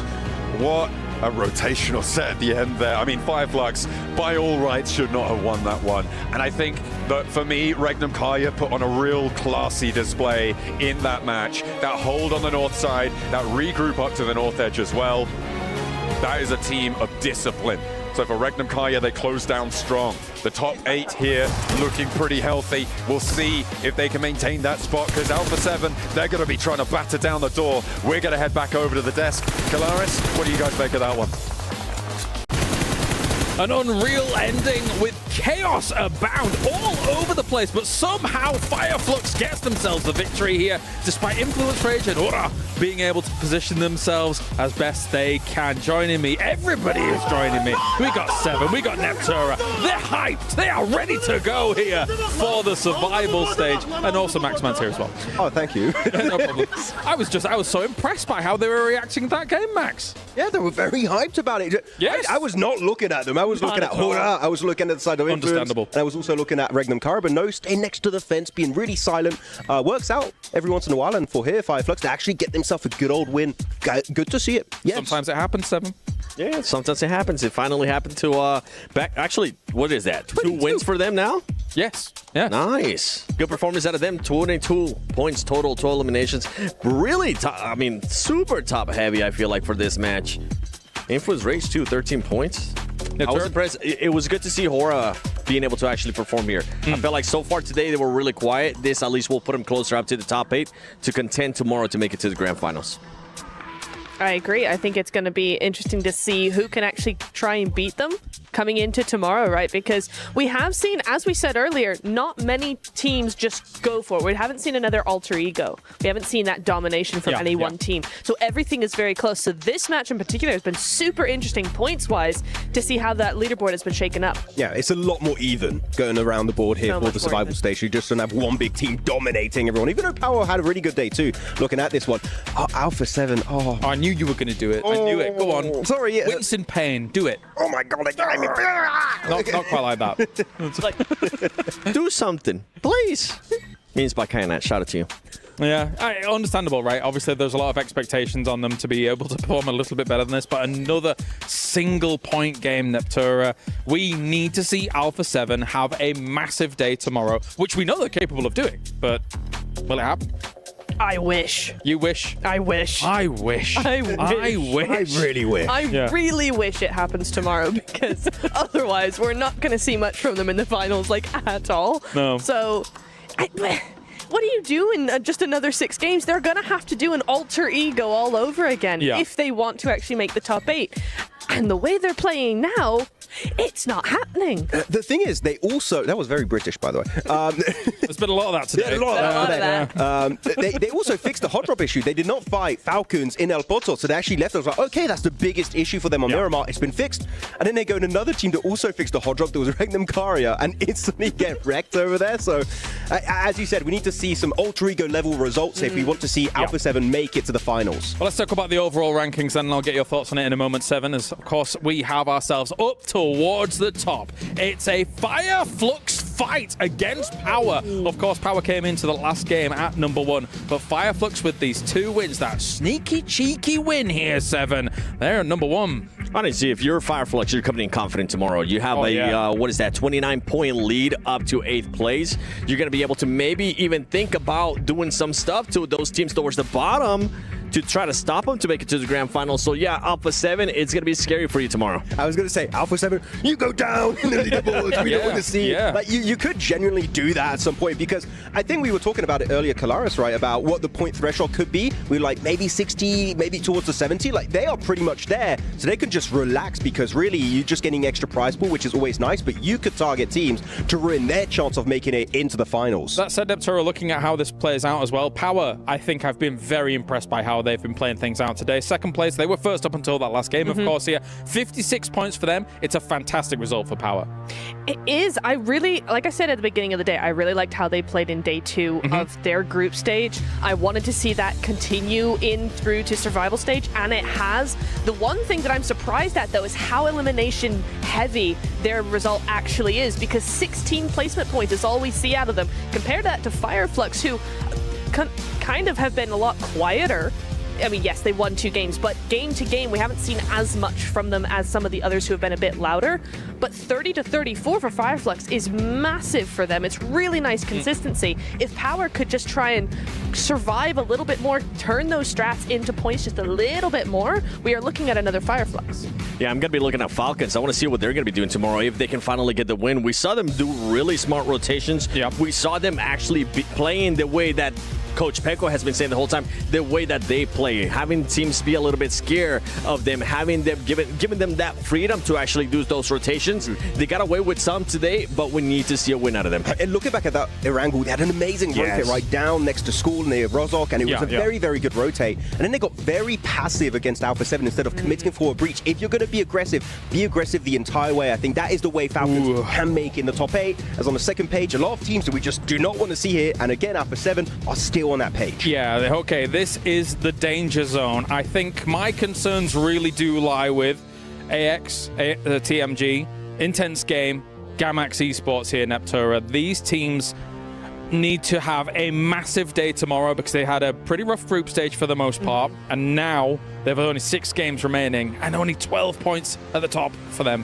I'm surprised AX Team G did not have as good of a day as we saw in day 1 of the group stage. I'm really surprised Intense Game is there because I was really shouting their praises the last day of the group stage. Yeah. I really liked how they were playing. They were playing very split but very controlled. They were doing some good things synergy-wise. They weren't going off on their own too much and all of that.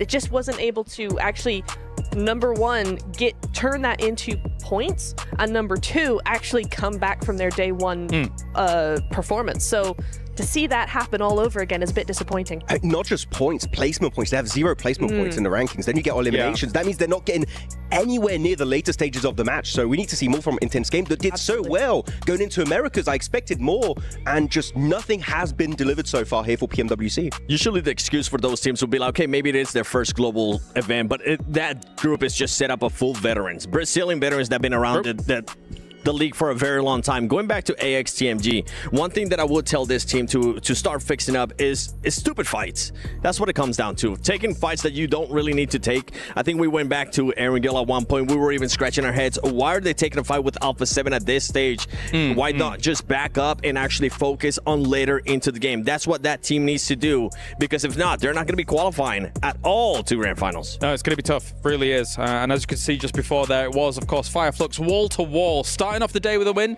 and finishing off the day with a win as well. Let's take a look at the Gadir top plays of the day, as I suspect there may be some Fireflux here throughout this Neptura, but we do start off with good old Power Esports. Power have popped off today. Not gonna lie. Not gonna lie. Yeah.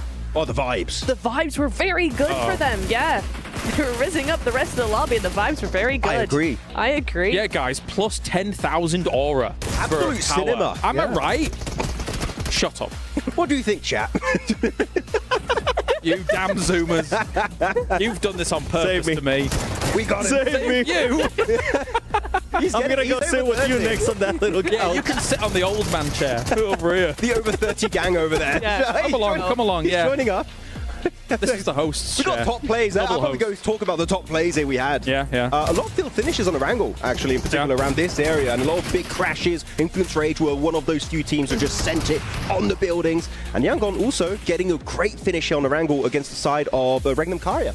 I mean, I loved how that entire last end of this game went. I mean, this just the nades. Every single nade is a highlight to me, so I'm glad we see it in the top plays here. Yeah, when we look at the top players here, Seven, which team do you think was mewing the best? What are you... No, you don't want that? You got me. No, you got me. I'm trying to be cool. I'm Are they trying to fit in with the looks-maxing kids. with those nades? Are they looks-maxing? Max does really good, though. That's not bad. Yeah, look, that's actually really You can't good. see that at home. You got to do the line thing. You've seen the Gadir top plays. Now, hello. Dang, we look good. Host chair. We actually coordinated really well in our costumes today. We meant to do this. This is how we wanted to start the show. We just didn't have enough time. Yeah.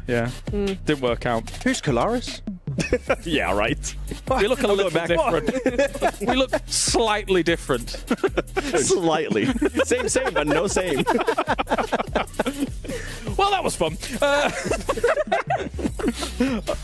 All right, let's take a look at something far more important than me and Seven. It's the Sony hero of the day as well. Ooh. What are you guessing? Are you taking a guess? All right, we're doing some predictions to get this going.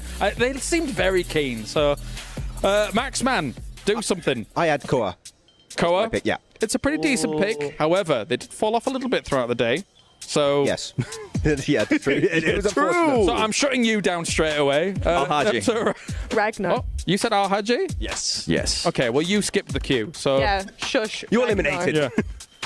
Ragnar. Okay, Ragnar. Okay, sorry. Ragnar. What about you? Me? Yeah, you. No, I abstain from this vote. He's pulling a 7, man. That's the best part of being So the host. annoying. I know. Yeah, I'm going to tell you to shut up again. All right, let's find out who is going to be our Sony. Oh, wait. Daily winner, MVP, Scarface. Okay, to be fair, even like after the second game or something like that, I think he had 9 limbs already. Never mind anything else that was coming in here, Max. Actually, wait, does he have to be from from the top team of the day? Not necessarily. Why are you asking these questions, Max?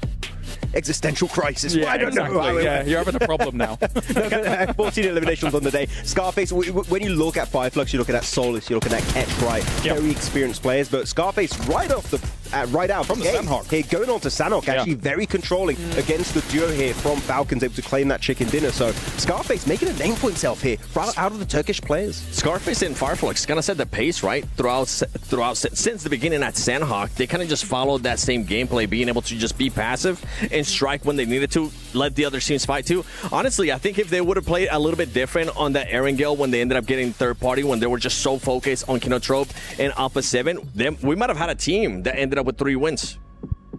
Any final thoughts on that, Namatura? I think he's right.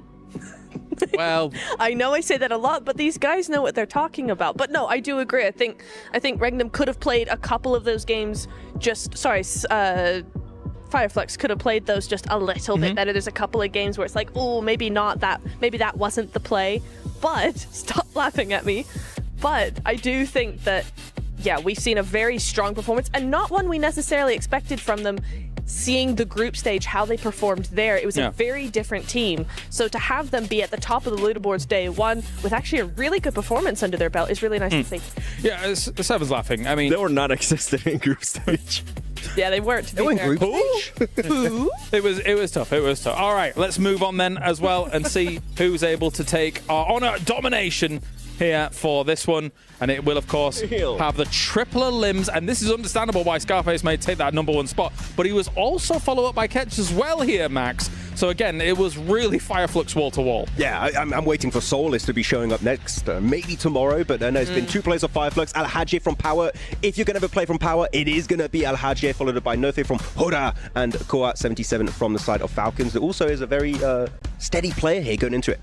I'm happy to see No Fear there from Hora Esports. Yeah. Remember, Sleepy during group stages, he was the one that was able to get an MVP. It's good to see now another player starting to step up, and I feel like this might be a bit of a turn here going into tomorrow for Hora Esports. It is quite interesting to not see Sky instead of Nofe, because normally Sky is like the MVP contender always on the side of Hora out of Nepal in general. So I'm very, very happy to see Nofe actually step up ever since PMSL CSA. We did see him fight a little bit earlier on. Maybe it could have been that they adjusted their playing style. We've seen teams being able to do that in the past too, from group stages to now. I think that might be the case. We'll just have to verify with Sky. Maybe.